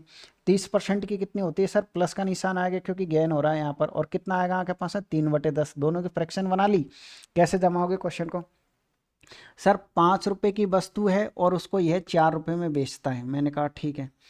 तो वो ये कह रहा है लेकिन गलत वजन का उपयोग करता है, 30% का लाभ कमाता है। 1 किलोग्राम के लिए वह वास्तविक वजन का कितना उपयोग करता है? यानी कि आप ये कह सकते हो, ये वाली राशि है ना, ये वाली आपको नहीं दे रखी है, और सीधे लाभ दिया है यहाँ से। यानी लाभ कितना हो जाता है? 10:13 का। लाभ कितना हो जाता है आपके पास है? 10 अनुपात सीधे किसका होता था? 13 का। यानी ये वाली राशि पूछिए कि ये कितने तोलता है, तो ये वाली राशि निकालोगे कैसे? आपने अगर मुझसे परसेंटेज पढ़ा है थोड़ा अच्छी तरीके से, तो मैंने परसेंटेज में बताया था कि ये वाला रेशियो अगर आपको किसी में मिसिंग हो तो फिर ये कैसे निकाला जाता है? ये क्रॉस मल्टीप्लाई से निकाला जाता है। क्रॉस मल्टीप्लाई से कैसे निकालोगे आप इसको? देखो अगर आपको यहाँ की कभी भी कोई संख्या निकालनी है तो उसका तरीका ये है कि ये 10 तो आप एज इट इज़ लिख दीजिए, और क्रॉस मल्टीप्लाई मतलब 4 से मल्टीप्लाई करिए, अनुपात का निशान। ठीक है भाई। ये 13 को आप ऐसे कैसे लिख दीजिए, और 5 से मल्टीप्लाई करो, कितना हो जाएगा आपके पास? ये हो गया। अब देखिएगा आप, इसमें कुछ कट रहा है तो काट दो सर, 5 से एक बार, 5 से 2 बार, यानी यहाँ पर कितना आ गया आपके पास है 8 आ गया, और यहाँ पर कितना आ गया आपके पास है सर, हमारे पास है यहाँ पर 13 आ गया। इसका मतलब देखो 8 है ना ये आपके पास, यानी कि सर इसने 13 की जगह आपको 8 यूनिट ही सामान दिया है। 13 की जगह पर इसने कितना यूनिट सामान दिया आपको, 8 यूनिट। लेकिन वो कह रहा है कि 13 यूनिट का मान कितना आपको 1 किलोग्राम है, 13 यूनिट का मान 1 किलोग्राम है, यानी कि 13 यूनिट का मान कितना आपके पास है सर 1000 ग्राम लिख दे हम। आपको कितना यूनिट का मान निकालना है कि आपको कितना सामान दिया, तो सर हमको इसने 8 यूनिट ही सामान दिया है, भाई यही तो लिखते हैं जो सामान दिया जाता है उसको, तो सर हम यहाँ 8 लिखेंगे, कुछ नहीं करना है, इसमें इसका भाग दे दीजिए। तो कितनी बार जाएगा बताओ सर, ये हो जाएगा आपके पास है 13 छिक्के 78, 6 बार, 13 एकम 13, 13 पिंजो 65 पॉइंट, 13 छक्कू 52, यानी कितना है आपके पास है सर, हमारे पास है ए ऑप्शन एकदम राइट आंसर है। तो ऐसे क्वेश्चन भी एग्जाम में देखने को मिल रहा है।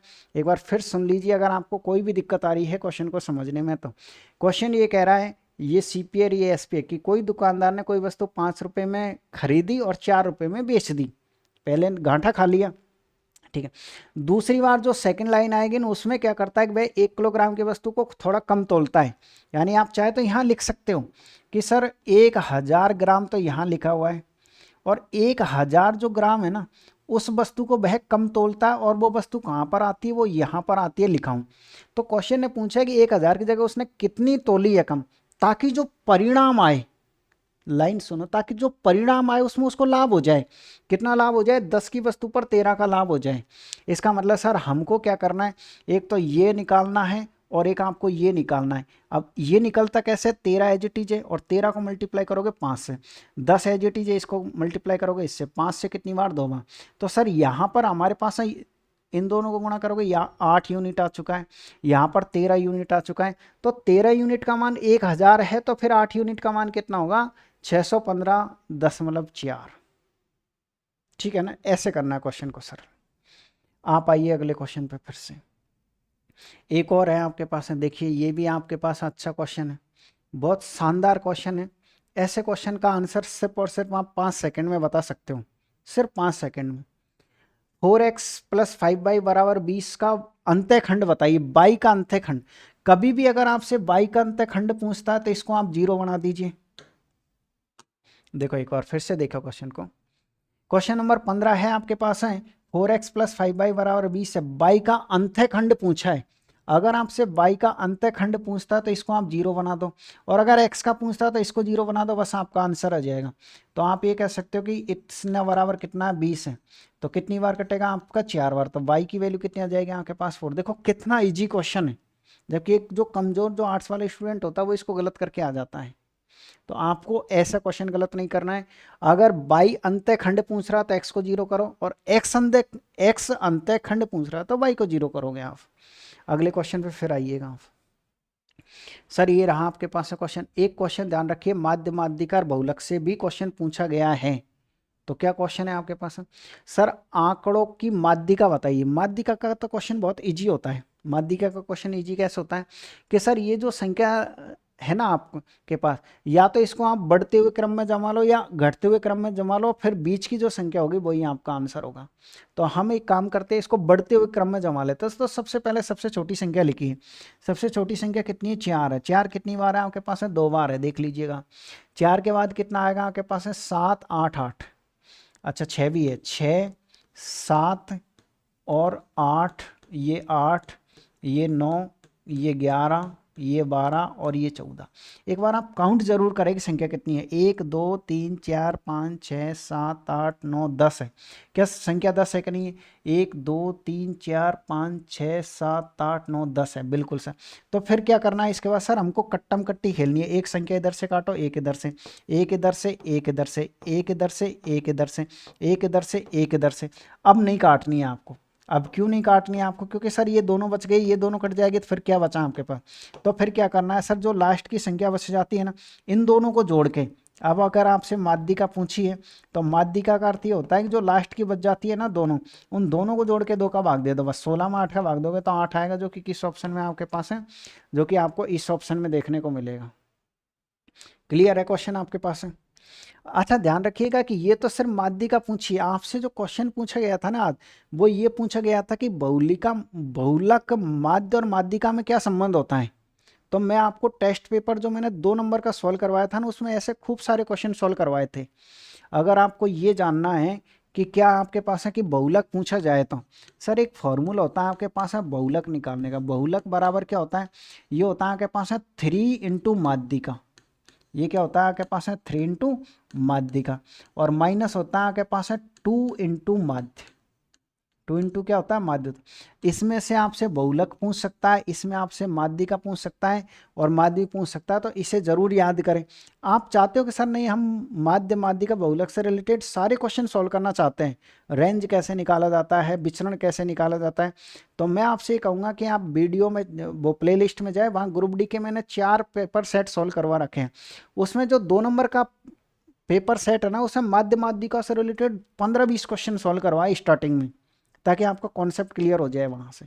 तो वहाँ से आप इसको कंप्लीट देख सकते हो। आप अगले क्वेश्चन पे आइएगा। और क्या है आपके पास है क्वेश्चन नंबर 17।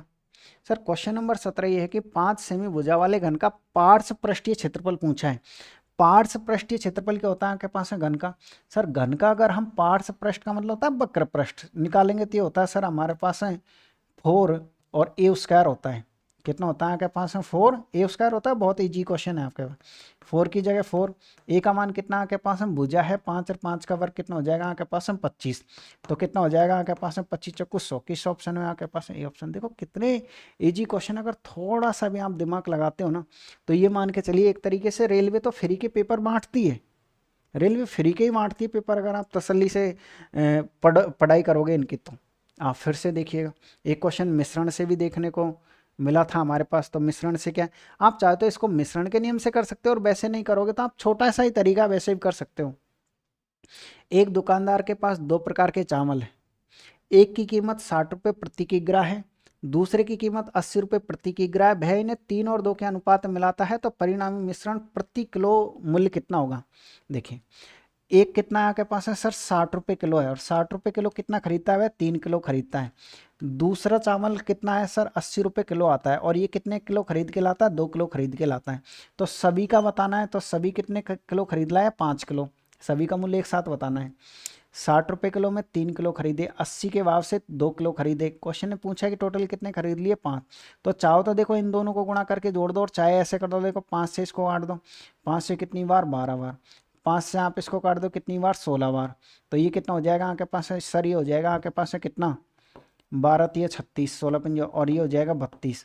जैसे ही आप इनको जोड़ोगे तो कितना हो जाएगा आपके पास है 68। किस ऑप्शन में आपके पास है, इस ऑप्शन में। तो ऐसे क्वेश्चनों को सॉल्व करना ध्यान में रखिएगा। आप अगले क्वेश्चन पर जाइएगा, और क्वेश्चन नंबर 19 देखिएगा आप एक बार, पढ़िए एक बार क्वेश्चन को कि क्या क्वेश्चन है आपके पास है। देखिए सर, अच्छा ये तो वापस से आ गया क्या, वही रिपीट हो गया क्वेश्चन में, कोई दिक्कत नहीं है। 20 नंबर का देख लो फिर। ये क्वेश्चन किसका है आपके पास है सर, ये है हमारे पास है आयतन से रिलेटेड, क्योंकि मेंसुरेशन के भी क्वेश्चंस पूछे गए हैं तो उसमें आयतन का है। एक गोलाकार गेंद को 2.5 रुपये प्रति वर्ग सेमी की दर से रंगने की लागत 13,860 है। आपसे पूछा कि गेंद का व्यास कितना है, आपसे किसका व्यास पूछा है, गेंद का। तो हमेशा ध्यान रखिएगा कि ये जो खर्चा होता है ये किस चीज़ से निकलता है। सर ये जो खर्चा होता है ना, ये यहाँ पर देखिए आप क्या लिखा हुआ है उसी चीज़ से निकलेगा। जैसे इसने लिखा हुआ है 2.5 रुपये प्रति वर्ग, अगर प्रति वर्ग लिखा हुआ है तो खर्चा निकलेगा क्षेत्रफल से।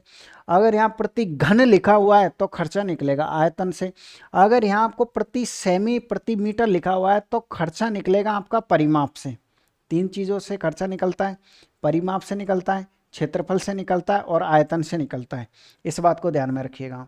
तो हम ये कह सकते हैं कि सर इसमें जो खर्चा वो पूछ रहा है वो किससे पूछ रहा है, क्षेत्रफल से पूछ रहा है। तो गोले का क्षेत्रफल क्या होता है, पहली बात तो सर गोले का जो क्षेत्रफल होता है ना, वो होता है सर हमारे पास में pi r square, pi r square.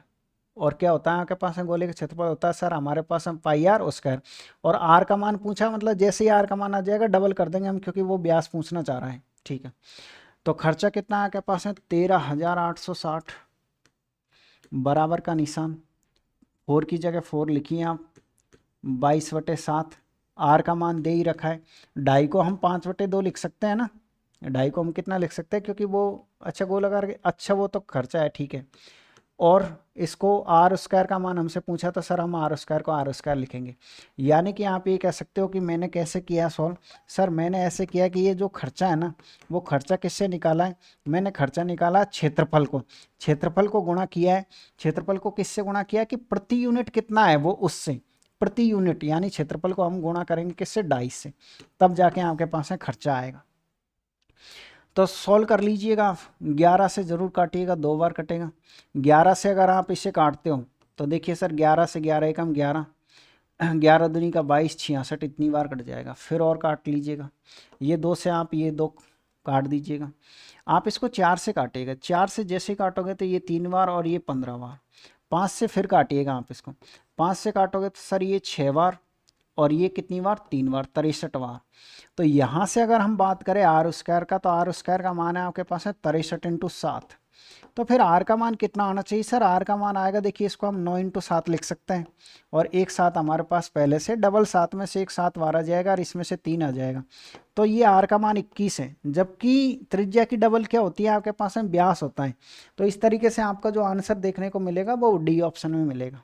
तो ध्यान रखिएगा कि खर्चा किससे निकलता है, सर जो खर्चा निकलता है वो निकलता है क्षेत्रफल इंटू यूनिट से, यानी कितने यूनिट का खर्चा है। तो खर्चा कैसे निकलता है सर, क्षेत्रफल इंटू यूनिट, 1 रुपये का कितना खर्चा है, 1 वर्ग मीटर का कितना, 1 घन मीटर का कितना, 1 मीटर का कितना है। अगर घन आता है तो यहाँ आयतन आएगा, अगर प्रति मीटर आता है तो यहाँ परिमाप आएगा, अगर वर्ग मीटर आता है तो यहाँ एरिया आएगा, ठीक है। एक बार फिर देखिएगा अगले क्वेश्चन को, और ये रहा आपके पास है, ये टेक्नीशियन का क्वेश्चन है आपके पास, अच्छा क्वेश्चन है ये भी।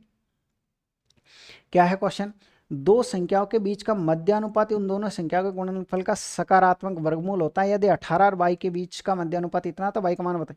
कितना होशियार है बंदा जिसने पेपर बनाया, कितना माइंड का यूज करता है। अगर आप इस क्वेश्चन को अच्छी तरीके से पढ़ते हो ना, तो इस बंदे ने क्या किया है, इसने एक तरीके से यहाँ से लेकर के और यहाँ तक तो है ना, इसने मध्यानुपात की डेफिनेशन लिख दी बस आपको कंफ्यूज करने के लिए। बल्कि आपको क्या करना है, क्वेश्चन आपका यहाँ से शुरू हो रहा है कि 18 और 22 के बीच का मध्यानुपाती 72 है।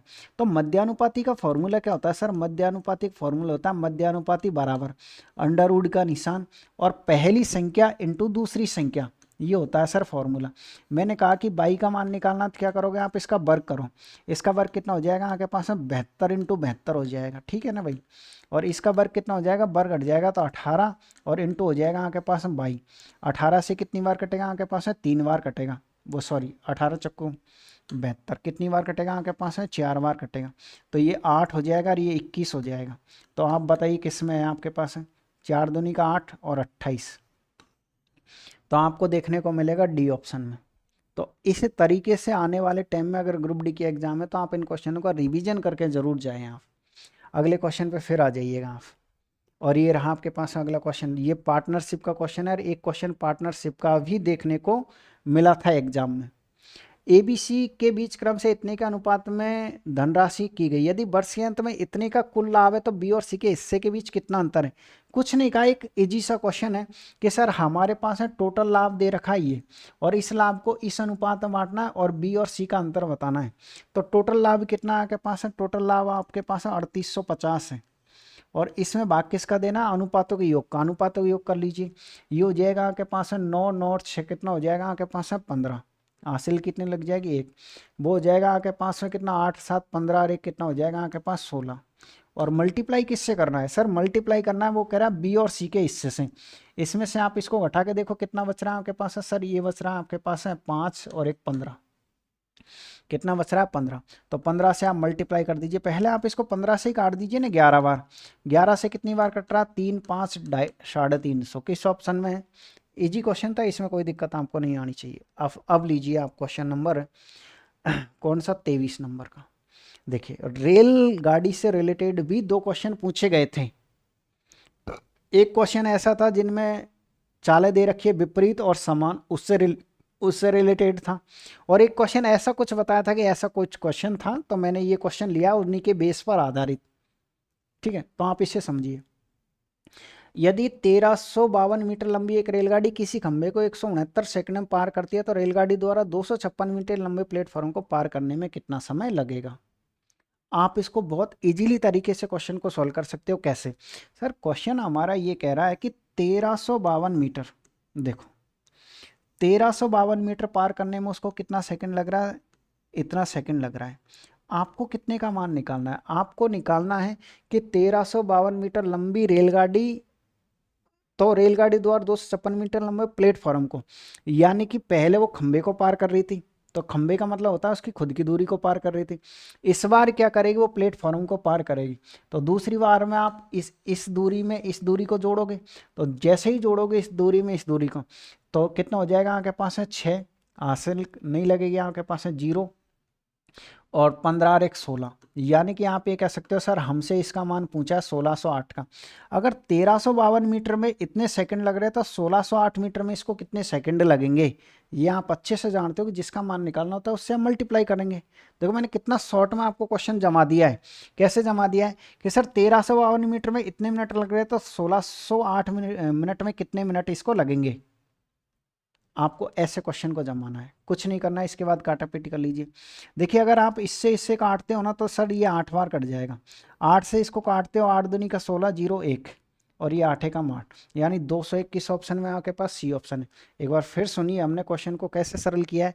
क्वेश्चन को सर हमने ऐसे सरल किया है कि 1352 मीटर में को पार करने में इसको इतना सेकंड लगता है, तो हमको ये बताना है कि 1608 मीटर को पार करने में इसको कितना सेकंड लगेगा, ये हमारा क्वेश्चन है। ठीक है, तो ऐसे क्वेश्चन को जमाओगे, ध्यान रखिएगा। एक क्वेश्चन ऐसा आया था और आपकी एग्जाम में भी क्वेश्चन आ सकता है। अगला क्वेश्चन फिर लीजिए। मैंने ये कहा ना, बाकी सब टीचरों ने फॉर्मेलिटी करी है आपको बता करके कि ऐसा पेपर आया ऐसा पेपर आया, जबकि मैंने कितनी मेहनत आप लोगों के लिए करी है कि पूरे के पूरे क्वेश्चन बाकायदा नए क्वेश्चन टाइप किए कि हाँ भाई ये क्वेश्चन इसके बेस पर है, ये क्वेश्चन इसके बेस पर है, जब जाके मैं आपको सॉल्व करवा रहा हूँ। किसी टीचर ने तो बस इतना सा बता दिया कि हाँ भाई मेंसुरेशन के 2 क्वेश्चन आए, समय कार्य का 1 क्वेश्चन आया, 2 क्वेश्चन। अरे भाई बताओ तो सही कि समय कार्य का क्वेश्चन आया तो आया कैसे था, मेंसुरेशन का आया था तो आया था कैसे था, ताकि आगे आने वाले स्टूडेंटों को थोड़ा बहुत फ़ायदा हो सके। ठीक है, तो अगर आप चाहते हो इसी तरीके से बिल्कुल हर रोज़ की मैं आपको एक एक सेट करवाऊँ जब तक ग्रुप डी के पेपर लगते हो, तो आप इस चैनल को सब्सक्राइब करके रख लीजिएगा। ठीक है, सब्सक्राइब करके रख लीजिएगा ताकि इस तरीके की वीडियो आपको टाइम टू टाइम मिलती रहे। कभी हम जब लाइव का टाइम होता है लाइव ले लेते हैं और नहीं टाइम होता तो रिकॉर्ड करके क्लास डाल देते हैं, सिर्फ आपके लिए। देखिए, यदि किसी घन की भुजा को 3 गुना कर दिया जाए तो उसके पृष्ठीय क्षेत्रफल में क्या परिवर्तन होगा। सर किसी घन की भुजा को हम ये मानते हैं कि सर किसी घन की भुजा पहले कितनी थी, सर जो पहले भुजा थी ना हमारे पास में वो भुजा कितनी थी, आपके पास 1 थी। बाद में न्यू भुजा कितनी हो जाएगी आपके पास है सर, जो चलिए यहाँ कर लीजिए, पहले भुजा 1 थी, तो अगर हम इसका एरिया निकालते हैं, किसी भी चीज़ का एरिया निकाल लो आप, घन का निकाल लो, किसी का भी निकाल दो। पहले अगर भुजा इतनी थी और वो ये कह रहा है कि उसमें यदि किसी घन की भुजा को तिगुना कर दिया जाए, इसका मतलब क्या है कि किसी भुजा को तिगुना कर दिया जाए तो इसकी पूरी भुजाएं समान होती है, वर्ग की पूरी भुजाएं समान होती है। आयत का क्वेश्चन होता तो ये कहता लंबाई को इतनी करेंगे चौड़ाई को इतनी करेंगे, 2 बार शब्द कहता। अगर एक ही बार कह रखा है क्षेत्रफल पूछा जाए तो उसका वर्ग करोगे, और आयतन में परिवर्तन पूछा जाए तो उसका आपको क्यूब करना है, उसके क्या करना है, क्यूब करना है। तो सर जैसे ही हम इसका वर्ग करेंगे तो आपको पता है इसका वर्ग कितना आएगा आपके पास है, सर इसका वर्ग कुछ नहीं आएगा, पहले तो वर्ग 1 ही आएगा, ये एरिया हो जाएगा। फिर ये कह रहा है कि इसको 3 गुना कर दिया जाए, इसको कितना गुना कर दिया जाए, 3। तो आप इसका फिर से वर्ग करिए, तो फिर से वर्ग करोगे तो न्यू एरिया आएगा आपके पास है, क्या आएगा आपके पास है, न्यू एरिया। न्यू एरिया कितना आएगा आपके पास है, 9। यानी सर जो पहले क्षेत्रफल 9 1 था ना वो 9 हो गया, कितने की वृद्धि हो गई आपके पास, 8 की वृद्धि हो गई। क्वेश्चन ये चाहता है कि इसको परसेंटेज में बताओ, कैसे में बताओ, परसेंटेज में। तो आप ये कह सकते हो 8/1 × 100, तो कितना आंसर आएगा आपके पास, 800%। किस ऑप्शन में, ए ऑप्शन में। एक बार फिर से सुनिएगा, अगर हम इसको काट कर यहाँ आयतन कर देते हैं, क्या कर देते हैं इस क्वेश्चन में, आयतन कर देते हैं, तो फिर हम क्वेश्चन को कैसे सोल्व करेंगे। बिल्कुल भाई, मैराथन चल रही है धर्मराज मीना जी, जैसे ही हमको टाइम मिलता है मैराथन भी चल रही है। आज जो 3 शिफ्टें लगी है ना, उन तीनों शिफ्टों पर आधारित मैं आपको 30 क्वेश्चन सॉल्व करवाऊंगा। आपके पेपर में तो 25 ही आता है, लेकिन फिर भी मैं आपको 5 क्वेश्चन एक्स्ट्रा सॉल्व करवाऊंगा। इस तरीके से आपको ये डेली मिलेंगी। जिस दिन मुझे टाइम नहीं मिलेगा मैं आपको रिकॉर्ड करके डालूंगा, और जिस दिन टाइम मिलेगा हम लाइव क्लास ले लिया करेंगे, ठीक है ना। तो सर अगर मान लो ये क्वेश्चन आपका यहाँ पर क्या होता, सर यहाँ अगर ये आयतन शब्द दे देता तो आप बताओ कैसे करते। मैंने ये कहा कि पहले भुजा कितनी थी, 1। देखो यहाँ पर हम क्या लिखते हैं सर, यहाँ पर हम लिखेंगे भुजा, पहले भुजा कितनी थी, 1। बाद में भुजा को कितना बनाओगे आप, 3 गुना। तो एरिया भी 2 बार परिवर्तन, एरिया की जगह इस बार वॉल्यूम यानी कि सर हम आयतन लिखेंगे। हम क्या लिखेंगे, क्योंकि इस बार आयतन का क्वेश्चन है। तो आप ये बताइए कि भुजा 1 थी तो इसका आयतन कितना आएगा, सर इसका हम क्यूब करेंगे, घन करेंगे। तो 1 का घन 1 ही आता है। इसका भी हम क्या करेंगे सर, इसका भी हम क्यूब करेंगे। इसका क्यूब कितना आता है आपके पास में, 27 आता है। यानी कि सर आयतन देखो पहले 1 था और 27 हो गया, तो ये 26 बढ़ गया। तो 2600 बढ़ जाएगा। एक तरीके से परसेंटेज में आप निकालोगे तो 26/1 × 100। तो आयतन वाले क्वेश्चन को तो ऐसे करोगे, इसका घन करोगे कोई फर्क नहीं पड़ेगा, लेकिन इस भुजा को 3 गुना करके और फिर आप इसका क्यूब करो। तो क्षेत्रफल आयतन दोनों में मैंने आपको क्वेश्चन समझा दिया कैसे करने हैं आपको। एक और लीजिए क्वेश्चन नंबर 25। ठीक है भाई, धनराज भी ना, धनराज है कि धर्मराज है, अच्छा धर्मराज है। इसकी वैल्यू निकालनी है। ये सिंप्लीफिकेशन का क्वेश्चन है, सिंप्लीफिकेशन है। ऐसा भी क्वेश्चन आया था और एक दूसरा भी आया था, तो मैं आपको पहले इसको सोल्व करना सिखा देता हूँ। देखिए ऐसे क्वेश्चन बहुत ईजी होते हैं। आपको सरल कैसे करना है, सर इसको इससे गुणा करिए, कितना हो जाएगा 6, 6 और 1 कितना हो जाएगा 7। तो 7 यहाँ आएगा, ध्यान रखिए एक बार फिर सुनिएगा। 5 और 1 6, सॉरी 6 और 1 कितना हो जाएगा 7, यानी सर 7 यहाँ पर है। और ये जो 3 है ना, पलट के कहाँ चल जाएगा सर, 3 हमारे पास ऊपर चल जाएगा पलट के। 35, 35 और 3 38, तो यहाँ पर कितना 38 है। ये 7 का क्या हुआ, ये 7 आपके पास यहाँ चला गया। 38 एकम 38, 38 और 7 कितना होता है सर, 38 और 7 होता है हमारे पास है कितना, 38 और 7 कितना होता है हमारे पास है 45। ठीक है, 45 यहाँ, और 38 कहाँ चल जाएगा हमारे पास है ऊपर। तो एक तरीके से हम ये कह सकते हैं सर, इससे आगे इसने सोल्व नहीं कर रखा है। तो एक सही 38/45, एक सही 38/45, एक सही 38/45, एक सही 38/45 है। यहाँ ऑप्शन में हम मिस्टेक हुई है, ठीक है। तो इस तरीके से हम ये कह सकते हैं कि सर हमारे पास डी ऑप्शन आएगा, कोई दिक्कत आपको नहीं आएगी। अगला क्वेश्चन फिर लीजिए, देखिए क्वेश्चन नंबर 26 को देखिए, क्वेश्चन नंबर 26 को पढ़ लीजिए, मैं 2 रट रहा हूँ एक बार। क्वेश्चन नंबर 26 ने क्या दे रखा है सर, क्वेश्चन नंबर 26 जो ग्राफ से रिलेटेड भी एक क्वेश्चन आया था, वो मैं आपको आइडिया बता रहा हूँ कि इस टाइप का कोई क्वेश्चन आया था, उसको आप देख लीजिए। सर क्वेश्चन हमारा ये कहना चाहता है कि नीचे दी गई बार ग्राफ का अध्ययन करें और निम्नलिखित प्रश्न का उत्तर दे। यानी कि वर्षों में कैंसर केस, यानी कि वर्षों में 2017 के केस, 18 के केस, 19 के केस, 20 के केस, 2017 में 1000 आए केस, 2000, 3000 ऐसे आए। ठीक है, ये तो हो गया हमारे पास है केस। क्वेश्चन क्या पूछना चाहता है, क्वेश्चन ये पूछना चाहता है कि कैंसर के मामलों की औसत संख्या कितनी है। कैंसर के मामलों की औसत संख्या, मतलब एक सिंपल सी बात यह है कि सर इसने औसत पूछा है, सिंपल सी। अच्छा एक तो इसका मोनोटाइज है ना, इसको ऑफ करना पड़ेगा यार, बीच बीच में ऐड आ जाते हैं स्टूडेंट जब पढ़ते रहते हैं तो, ठीक है ना। सर इस क्वेश्चन ने हमसे जो पूछा है वो ये पूछना चाहता है, औसत पूछा है।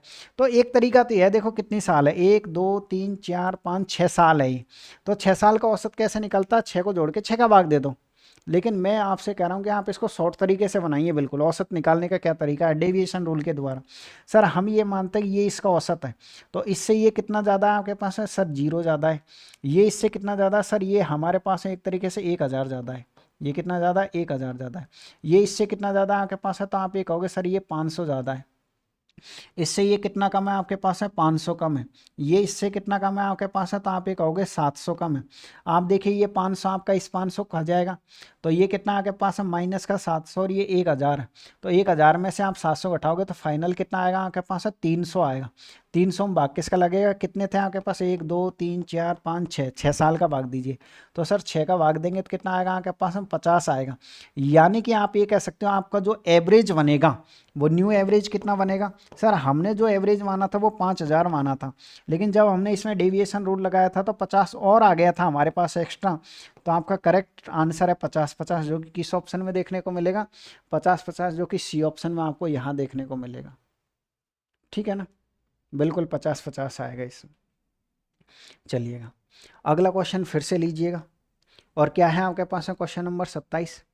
क्वेश्चन नंबर 27 ये है कि अरविंद अपनी आय का 75% खर्चा करता है, उसकी आय 20% बढ़ गई और उसने अपने खर्चे में 10% की बढ़ोतरी करी, उसकी बचत में कितने परसेंट की वृद्धि हुई। ऐसे क्वेश्चन को दो टाइप से कर सकते हो, मैं आपको शॉर्ट तरीके में समझा रहा हूँ कि सर मान लीजिए अरविंद की आय पहले कितनी थी, 75 थी, सॉरी, एक बार आप लिख दीजिए आय, एक बार लिख दीजिए आप व्यय, और फिर क्या है आपके पास है खर्चा। यानी सर पहले आदमी कुछ कमाएगा, कुछ उड़ाएगा, फिर कुछ बचाएगा, सॉरी, पहले कुछ कमाएगा फिर उड़ाएगा और फिर क्या करेगा सर, वह कुछ बचत करेगा। देखिए इस क्वेश्चन में क्या हो रहा है, अरविंद अपनी आय का 75% खर्चा करता है, यानी कि कोई आदमी अगर 100 रुपये कमाता है तो 75% खर्चा कर देगा तो बचाएगा कितना आपके पास में, 25 रुपये आगे। और उसने अपने खर्चे में बाद में ये कह रखा है कि पहली लाइन तो ये कि अरविंद अपनी आय का 75% खर्चा करता है, अगर वह 100 रुपये कमाता है 75 खर्चा करता है तो 25 में बचाएगा। बाद में ये कह रखा है कि उसकी आय 20% बढ़ जाती है, तो 120 नहीं लिखें, केवल वृद्धि लिख दो आप, यानी कि सर उसकी आय कितनी बढ़ जाती है, 20, तो प्लस का निशान लगा दीजिएगा कि इसका 20% 20 ही होता है, और उसके खर्चे में 10% की बढ़ोतरी हो जाती है तो प्लस का निशान। इसका 10% कितना होता है आपके पास है, 7.5 होता है। आप ये बताइए इसमें से आपने ये घटाया था तो बचत आ गई थी, जैसे ही आप इसमें से ये घटाओगे तो बचत कितनी आएगी आपके पास है, 12.5 बचत आ जाएगी। क्वेश्चन पूछना क्या चाह रहा है कि उसकी बचत में कितनी बढ़ोतरी हुई परसेंटेज में आप बताओ। तो पहले जो बचत इतनी थी 25 तो पहले ही थी सर, 12.5 और उसको आ गए, तो आप ये बताइएगा कि 50% की वृद्धि है क्या, नहीं है। ये केवल हमने वृद्धि लिखी है, आप ये नहीं कह सकते कि 12.5 कमी हो गई। ये क्या है सर, प्लस से लिख रहे हैं तो ये वृद्धि है। तो 12.5 की वृद्धि हुई कितने पे, 25 पे, और मल्टीप्लाई किससे करोगे आप, 100 से। कितनी बार कटेगा, 2 बार, तो कितना आएगा आपके पास 50%। वैसे कह सकते थे कि ये आधी वृद्धि है तो इसलिए ए ऑप्शन आएगा। अगले क्वेश्चन पे फिर आइएगा, और ये रहा क्वेश्चन नंबर 28 नंबर का। पढ़िए क्वेश्चन को, क्या क्वेश्चन है आपके पास। निम्नलिखित का मान ज्ञात करिएगा। कैसे करते हैं ऐसे क्वेश्चनों को सरल। सबसे पहले देखिए सर, आप जैसे ही कोष्टक के अंदर घुसोगे तो इसे सरल कर दीजिए। इसका भाग इसमें दोगे तो कितनी बार जाएगा आपके पास है, 9 बार। यहाँ से तो 9 आ गया, ठीक है। अब इसके बाद गुणा का निशान है, इस कोष्टक के अंदर घुस जाइएगा, इसे मत छेड़िए, प्लस है यहाँ पर। तो देखिए लेकिन ये 6 से आपके पास 6 कट जाएगा, इसका मतलब सर यहाँ से कितना आपके पास है, 9 है, गुणा का निशान। 7 को आप इससे गुणा करें और उसमें 70 जोड़िए, तो 70 किस में जोड़ोगे आप सर, 70 हम जोड़ेंगे किस में, 7 को इससे गुणा करके। 7 8 कितना हो जाएगा आपके पास है, 56। 7 या 21, और ये कितना हो जाएगा आपके पास है 21, और 5 कितना हो जाएगा आपके पास है 26, ठीक है। ये 6, ये 3 और ये 3, यानी आप ये कह सकते हो 300 कितना हो रहा है, 36। और बट्टे में कितना है आपके पास है सर, बट्टे में हमारे पास है 7 है, बट्टे में कितना 7 है। काट दीजिए अगर कुछ कट रहा होता। सर अगर हम इसे 7 से काटते हैं तो 7 से कितनी बार कटेगा, 7 चक्कू 28, 4 बार कट जाएगा आपके पास, कितना बचेगा 5। तो 7 8 56, इतनी बार मल्टीप्लाई करिए, 72 का 2 हासिल की 7, ये हो जाएगा आपके पास है 43। किस ऑप्शन में आपके पास है, 432 ए ऑप्शन में, ठीक है ना। उम्मीद कर रहा हूँ कि क्वेश्चन आपको अच्छे से समझ में आया होगा 28 नंबर का। आप आ जाइए 29 नंबर के क्वेश्चन पे। और क्या है क्वेश्चन आपके पास है सर, हमको क्वेश्चन ये दे रखा है, लैसे मैसे का भी एक क्वेश्चन आया था कि दो संख्याओं का मैसे पे और लैसे पे क्रम से 57 और 114 है। यदि एक संख्या दूसरी संख्या की 9/2 गुना है तो बड़ी संख्या बताइए। आप अच्छी तरीके से जानते होंगे कि एक फॉर्मूला होता है सर। फॉर्मूला क्या होता है आपके पास है, फर्स्ट संख्या इंटू सेकेंड संख्या बराबर होता है आपके पास है मैसे इंटू लैसे, बराबर क्या होता है, मैसे इंटू लैसे होता है। इसमें देखिए क्या कह रखा है कि ये जो फर्स्ट संख्या है ना, ये आपके पास है सेकंड संख्या की 9/2 है। तो मान कैसे निकालोगे, ये मान इसका और ये मान इसका। लेकिन हमेशा ध्यान रखिए इन सीधे संख्या को यहाँ नहीं लिखोगे। क्यों नहीं लिखो, क्योंकि यहाँ पर ये मल्टीप्लाई में, अगर कोई क्वेश्चन प्लस में आता है या माइनस में आता है तो आप सीधे वहाँ पर लिख सकते हो। लेकिन ये जो क्वेश्चन आपको दे रखा है ना, ये किस में दे रखा है सर, गुणनफल के रूप में। जब भी कोई क्वेश्चन गुणा के फॉर्मेट में बने तो आप इस बात को अच्छी तरीके से ध्यान रखिए कि इनके साथ x माना जाता है। तो पहली संख्या को आप कितना मानोगे, 9x, दूसरी को कितना मानोगे आप, 2x। मैसे की जगह लिखिएगा आप 57, लैसे की जगह लिखिए आप 114। अब काट लीजिए जिससे कट रहा हो उससे। सर अगर हम इससे किससे काटना चाहेंगे, 3 से काटिए, 3 बार, 3 से काटिए कितनी बार, 19 बार कट जाएगा। फिर और काट लीजिए किसी से। सर ये 6 हो जाएगा और 6 से 19 बार कट जाएगा, तो x into x x square आएगा। तो फिर एक x का मान निकालेंगे तो 19 आ जाएगा। क्वेश्चन क्या चाहता है आपसे? बड़ी संख्या, यानी इस x के मान को इससे मल्टीप्लाई करोगे तो बड़ी संख्या आ जाएगी आपके पास, यानी कि 9 इंटू 19। तो आपके पास जो करेक्ट आंसर आएगा वो कितना आएगा? 171, जो कि किस ऑप्शन में देखने को मिलेगा? जो कि आपको डी ऑप्शन में देखने को मिलेगा। अगले क्वेश्चन पाइएगा, ये है क्वेश्चन नंबर 30 नंबर का आपके पास। क्या क्वेश्चन है आपके पास? देखो देखो एक क्वेश्चन ऐसा भी आया था, तो ये भी क्वेश्चन इंपॉर्टेंट है आपके पास है, ध्यान रखें। 200 मीटर और 400 मीटर लंबाई की दो ट्रेनें समांतर लाइनों पर चलती हैं। जब वे एक ही दिशा में चलती है तो उच्च गति वाली ट्रेन को दूसरी ट्रेन से आगे निकालने में 30 सेकंड का समय लगता है। जब वे विपरीत दिशा में चलती है तो 6 सेकंड का समय लगता है। दोनों ट्रेनों की आपसे गति पूछिए। बहुत इजी तरीके से ऐसे क्वेश्चन को आप सॉल्व कर सकते हो। आप ये बताइएगा, एक बार अगर उनकी समान दिशा रहेगी तो चाल ये होगी कि नहीं होगी? आप कहोगे बिल्कुल सर, समान दिशा में चालें घटती है। तो चाल बराबर क्या होता है? दूरी बटे समय। और दूरी कितनी है? दोनों ट्रेनों की जुड़ जाएगी, आपके पास है 600 है। और पहली बार में जो समय है वो कितना आपके पास है? 30 सेकंड। तो इस तरीके से चालों का अंतर आ जाएगा आपके पास है 20 मीटर प्रति सेकंड। ठीक है, अगर ये विपरीत चलेगी तो चालें जुड़ जाएंगी आपके पास है। चालें क्या होंगी आपके पास है? जुड़ जाएंगी। तो दूरी सेम तय कर रही है, लेकिन इस बार 6 सेकंड में हो रही है बताएं। तो आप ये कह सकते हो ये कितना हो गया आपके पास है? सर ये 10 बार, यानी कि 100 मीटर प्रति सेकंड। क्वेश्चन पूछना क्या चाह रहा है? आपसे पूछना चाह रहा है कि आपको दोनों ट्रेनों की गति बतानी है, लेकिन गति बतानी है किलोमीटर प्रति घंटे में। किसमें बतानी है आपको? किलोमीटर प्रति घंटे में। किलोमीटर प्रति घंटे में कैसे निकालते हैं? सर ये मीटर प्रति सेकंड में किलोमीटर में बदलने के लिए 18/5 से गुणा कर दीजिए। सॉरी सर, लेट हो गए, कोई बात नहीं है भाई, लेट आप हो गए तो बाद में रिकॉर्डेड पढ़ लीजिएगा क्लास को, क्योंकि अक्सर हम लाइव कम ही लेते हैं। आज ही आपके लिए लाइव आए, इसलिए आप लेट हो गए होंगे। पहले से कोई टाइम भी फिक्स नहीं कर रखा था। यानी कि हम इसको मीटर प्रति सेकंड में चेंज करेंगे। तो 20 मीटर प्रति सेकंड है ना, किससे गुणा करेंगे हम इसको? 18/5 से। 5 से कितनी बार? 4 बार। तो इस तरीके से सर हमारे पास 72 किलोमीटर पर आवर हो जाएगा। एक चाल तो ये हो जाएगी। अच्छा भाई, एक बार फिर से देखते हैं कि क्वेश्चन पूछना क्या चाह रहा था। अच्छा, अभी आपकी चाल आई कहाँ पर है यार? क्वेश्चन पूछना चाह रहा है कि दोनों ट्रेनों की गति बताइए। एक बार फिर से क्वेश्चन को सुनिएगा। सर एक बार उनकी समान दिशा है तो समान दिशा में स्पीड कितनी आएगी? इतनी आएगी। विपरीत दिशा में स्पीड कितनी आएगी? इतनी आएगी। अब आपको क्या करना है? यहाँ से इन दोनों समीकरणों को सॉल्व करना है। तो आपको समीकरण सॉल्व करने की जरूरत नहीं है, बल्कि आप अच्छी तरीके से जानते हो कि ऐसा कोई क्वेश्चन आता है x प्लस वाई बराबर 10 और एक्स वाई बराबर 12। तो यहाँ से आप एक्स का वाई का मान कैसे निकालते हो? सर अगर बड़ी संख्या का मान निकालना तो जोड़ के भाग दे दो, और छोटी संख्या का मान निकालना तो घटा के भाग दे दो। इजी तरीका होता है कि नहीं होता है? तो फिर सर अगर मान लो आपको S1 का मान निकालना है तो दोनों को जोड़ के, दोनों पहली चाल और ये दूसरी चाल, दोनों को जोड़ के 2 का भाग, यानी कि हम ये कह सकते हैं सर कितनी आ जाएगी हमारे पास है? 60 मीटर प्रति सेकंड। अगर आप चाहते हो यहीं से आंसर प्राप्त करना तो एक स्पीड आ गई है। सर हमसे ये पूछा है कि आप इसको किस में बताओगे? किलोमीटर प्रति घंटे में 18/5 से मल्टीप्लाई कर दीजिए। कितनी बार कटेगा आपके पास है? सर ये 12 बार। तो जैसे ही आप मल्टीप्लाई करोगे 18 दूनी का 36 और कितना हो जाएगा? 216। देखो एक ही ऑप्शन में 216 है, लेकिन आप दोनों चाल निकाल लीजिएगा। दोनों चाल कैसे आएगी? सर S2 का अगर मान निकालना है तो घटा करके इसमें से ये घटाओगे तो कितना होगा आपके पास? 80 और आधा कर दीजिए 2, तो 40। ये मीटर प्रति सेकंड है, आपको किस में चाहिए? किलोमीटर प्रति घंटे में। किससे मल्टीप्लाई करोगे आप? 18/5 से। तो कितनी बार कटेगा आपके पास है? 8 बार। तो आप ये कह सकते हो कितना आएगा आपके पास? 144। एक बार फिर सुनिए, अगर किसी स्टूडेंट को ये दिक्कत आती है कि सर किलोमीटर प्रति घंटे में कैसे चेंज करते हैं और मीटर प्रति घंटे में कैसे चेंज करते हैं, तो उसका तरीका ये है आपके पास है कि देखो बड़ी राशि कौन सी है? किलोमीटर प्रति घंटे। तो बड़ी राशि है ना, किलोमीटर प्रति घंटे में जाने के लिए हम गुणा करते हैं 18/5 से, और मीटर प्रति सेकंड इसमें जाने के लिए हम गुणा करते हैं 5/18 से। याद करने का ये तरीका है कि दोनों में से बड़ी संख्या कौन सी है? सर बड़ी संख्या हमारे पास 18 है। बड़ी संख्या 18 है। तो अगर बड़े मात्रक में जाना है तो बड़ी संख्या पहले बोलनी है, और छोटे मात्रक में जाना तो छोटी संख्या आपको पहले बोलनी है।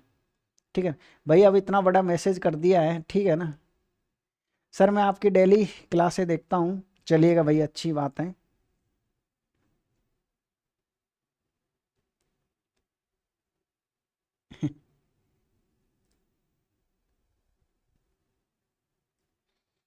चलिए, अच्छी बात है। अमेजिंग दुनिया, क्या बात है, क्या नाम लिखा है यार आपने। ठीक है, आपके हिसाब से जहाँ भी आप क्लास को अपलोड करना चाहते हो आराम से आप क्लास को अपलोड करिए, कोई दिक्कत नहीं है। मैं एक बार क्वेश्चन को आपको रिपीट कर देता हूँ कि ये क्वेश्चन क्या था आखिरकार, आपको समझना कैसे था। 200 मीटर और 400 मीटर लंबाई की दो ट्रेनें समांतर लाइनों पर चलती हैं, यानी कि ये तो फिक्स है सर कि लंबाई तो जुड़ेगी दोनों ट्रेनों की। एक बार तो वह समान दिशा में चलती है और एक बार वह विपरीत दिशा में चलती है। अगर समान दिशा में चलेगी तो चाल घटेगी, और चाल बराबर क्या होता है, दूरी बटे समय। दूरी कहाँ से आई है आपके पास है दोनों ट्रेनों की, समय कहाँ से आया, पहला समय 30 सेकंड। एक बार वो विपरीत चलेंगी, तो विपरीत चलेगी तो सर चालें जुड़ती हैं, तो चालें जुड़ेंगी तो आप ये कह सकते हो सर विपरीत बराबर हो जाएगा दूरी बटे समय। 6 कहाँ से आया सर, विपरीत का समय हमको यहाँ पर दे रखा है 6 सेकंड का।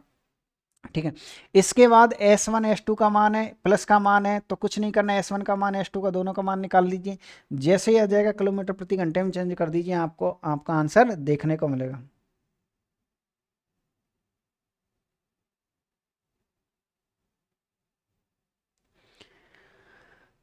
चलिएगा, अगला क्वेश्चन देखिएगा। अगला क्वेश्चन, अच्छा ये 32 नंबर का होना चाहिए था क्वेश्चन, क्योंकि 30 तो कर चुके हैं ना, कितने क्वेश्चन सॉल्व कर चुके हैं सर, ये 30 हो चुके हैं। चलिए सही है, 31 नंबर का क्वेश्चन है। क्या क्वेश्चन है हमारे पास है, तीन संख्या इतने का अनुपात है, उनका एलसीएम इतना है, महत्तम कितना है। बहुत इजी क्वेश्चन है, हर कोई स्टूडेंट बना सकता है, कुछ नहीं करना है। इनका एलसीएम निकालो सर, इनका एलसीएम कितना आएगा आपके पास है, 30 आ जाएगा। तो 30 यूनिट का मान कितना है आपके पास है, 30 यूनिट का मान 90 है। आपसे पूछा कि इनका एचसीएफ कितना है, सबका एचसीएफ 1 आएगा। इसका भाग कितनी बार जाएगा, 3 बार। देखो कितना इजीली तरीके से हम ऐसे क्वेश्चन को सोल्व कर सकते हैं। ठीक है भैया, आप लोगों ने इतने बड़े बड़े कमेंट्स कर रखे हैं, मैं कमेंट्स पढ़ूंगा आपके बाद में, पहले कुछ क्वेश्चन सॉल्व कर लेते हैं। ठीक है, तो इस तरीके से ये आपके पास आज का लास्ट क्वेश्चन रहेगा, और ये है क्वेश्चन नंबर 32। आज के लास्ट क्वेश्चन पर आ जाइएगा, फिर आप जितने भी कमेंट्स करोगे मैं 2 मिनट में जवाब देने की कोशिश करता हूँ। पहले लास्ट क्वेश्चन समझ लीजिएगा, जो कि आज की क्लास का सबसे मोस्ट क्वेश्चन रहने वाला, ध्यान में रखिएगा। पी क्यू से दुगना कुशल है, यानी कि आप ये कह सकते हो एक पी है और एक क्यू है। अगर देखिए, आप देखिएगा, अगर आप देखोगे अच्छी तरीके से कि आप मेहनत देखिएगा, आपको 32 क्वेश्चन लिए हैं, 32 के 32 क्वेश्चन मैंने बिल्कुल अपडेट लिए, बिल्कुल तीनों शिफ्टों पर आधारित।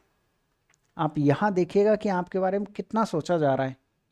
तो आपका फर्ज बनता है क्लास को लाइक शेयर सब्सक्राइब और एक प्यारा सा कमेंट्स आप जरूर करें।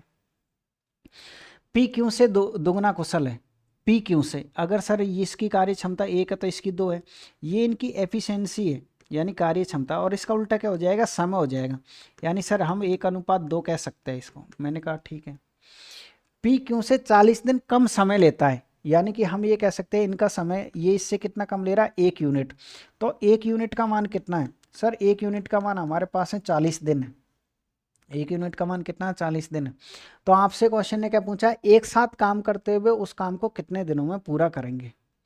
कभी भी भूल करके आप ये गलती मत कर दीजिएगा कि सर 1 यूनिट 40 के बराबर है तो 3 यूनिट का मान निकाल लेते, क्योंकि तीनों मिलके पूछ रहा है। ठीक है ना, ये समय कार्य में नहीं चलता है ये आपका। यानी कि आपको पहले 1 यूनिट का मान निकालना पड़ेगा, तो ये 40 दिन आएगा, और 2 यूनिट का मान निकालना पड़ेगा तो ये 80 दिन आएगा। अब दोनों मिलके कितने दिन में करेंगे, आप अच्छी तरीके से जानते हो कि सर एक छोटा मोटा फॉर्मूला हम यूज कर सकते हैं, एलसीएम नहीं लेंगे तो भी, XY/X+Y, यानी 40 × 80 और बट्टे कितना हो जाएगा 120। कितनी बार कटेगा आपके पास है, 3 बार। इसका भाग इसमें दे दीजिए, तो सर 26.6 के आसपास आएगा, तो 26.6 आ रहा है। तो इसका मतलब सर आंसर निकटतम में पूछा 27 में आएगा। ध्यान रखिए, अगर 26.5 होता तो हम ए ऑप्शन बताते, 26.4 होता तो हम ए ऑप्शन बताते, लेकिन सर 26.6 इसलिए हम सी ऑप्शन बताएंगे। इसमें थोड़ा सा बड़ा यानी निकटतम वो पूछना चाह रहा है। तो इस तरीके से मैंने आज की क्लास ली है, टोटल 32 क्वेश्चन आपको सॉल्व करवाए हैं, और जितने भी क्वेश्चन थे सभी इंपॉर्टेंट क्वेश्चन थे आपके पास हैं। आप इन क्वेश्चनों को एक बार अगर जैसे मान लीजिए पहले से आपने रिवीजन कर रखा है, तो आप इनको डबल एक्स की स्पीड पे ज़रूर रिवीजन करिए एग्ज़ाम देने जाने से पहले। तो ये थी आपके पास आज की क्लास अच्छी लगी हो तो क्लास को लाइक शेयर और सब्सक्राइब जरूर करिए। अब मैं आपको आंसर देने की कोशिश करता हूँ कि आप क्या कह रहे हो।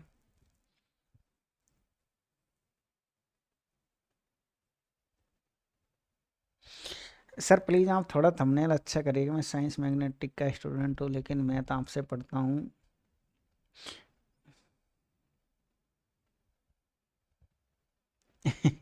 चलिएगा ठीक है, अमेजिंग दुनिया, सोचेंगे इस बारे में।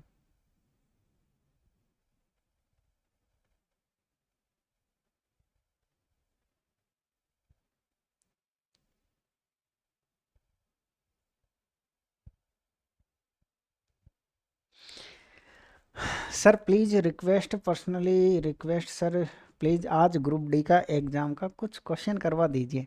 अरे ये ग्रुप डी के ही तो क्वेश्चन करवाए हैं मैंने यार। अमेजिंग दुनिया बिल्कुल इसी के करवाए हैं मैंने। तो ये थी आपके पास में आज की क्लास। मिलेंगे आपको फिर अगली क्लास में कल, ठीक है? आप सभी को all the best, good night.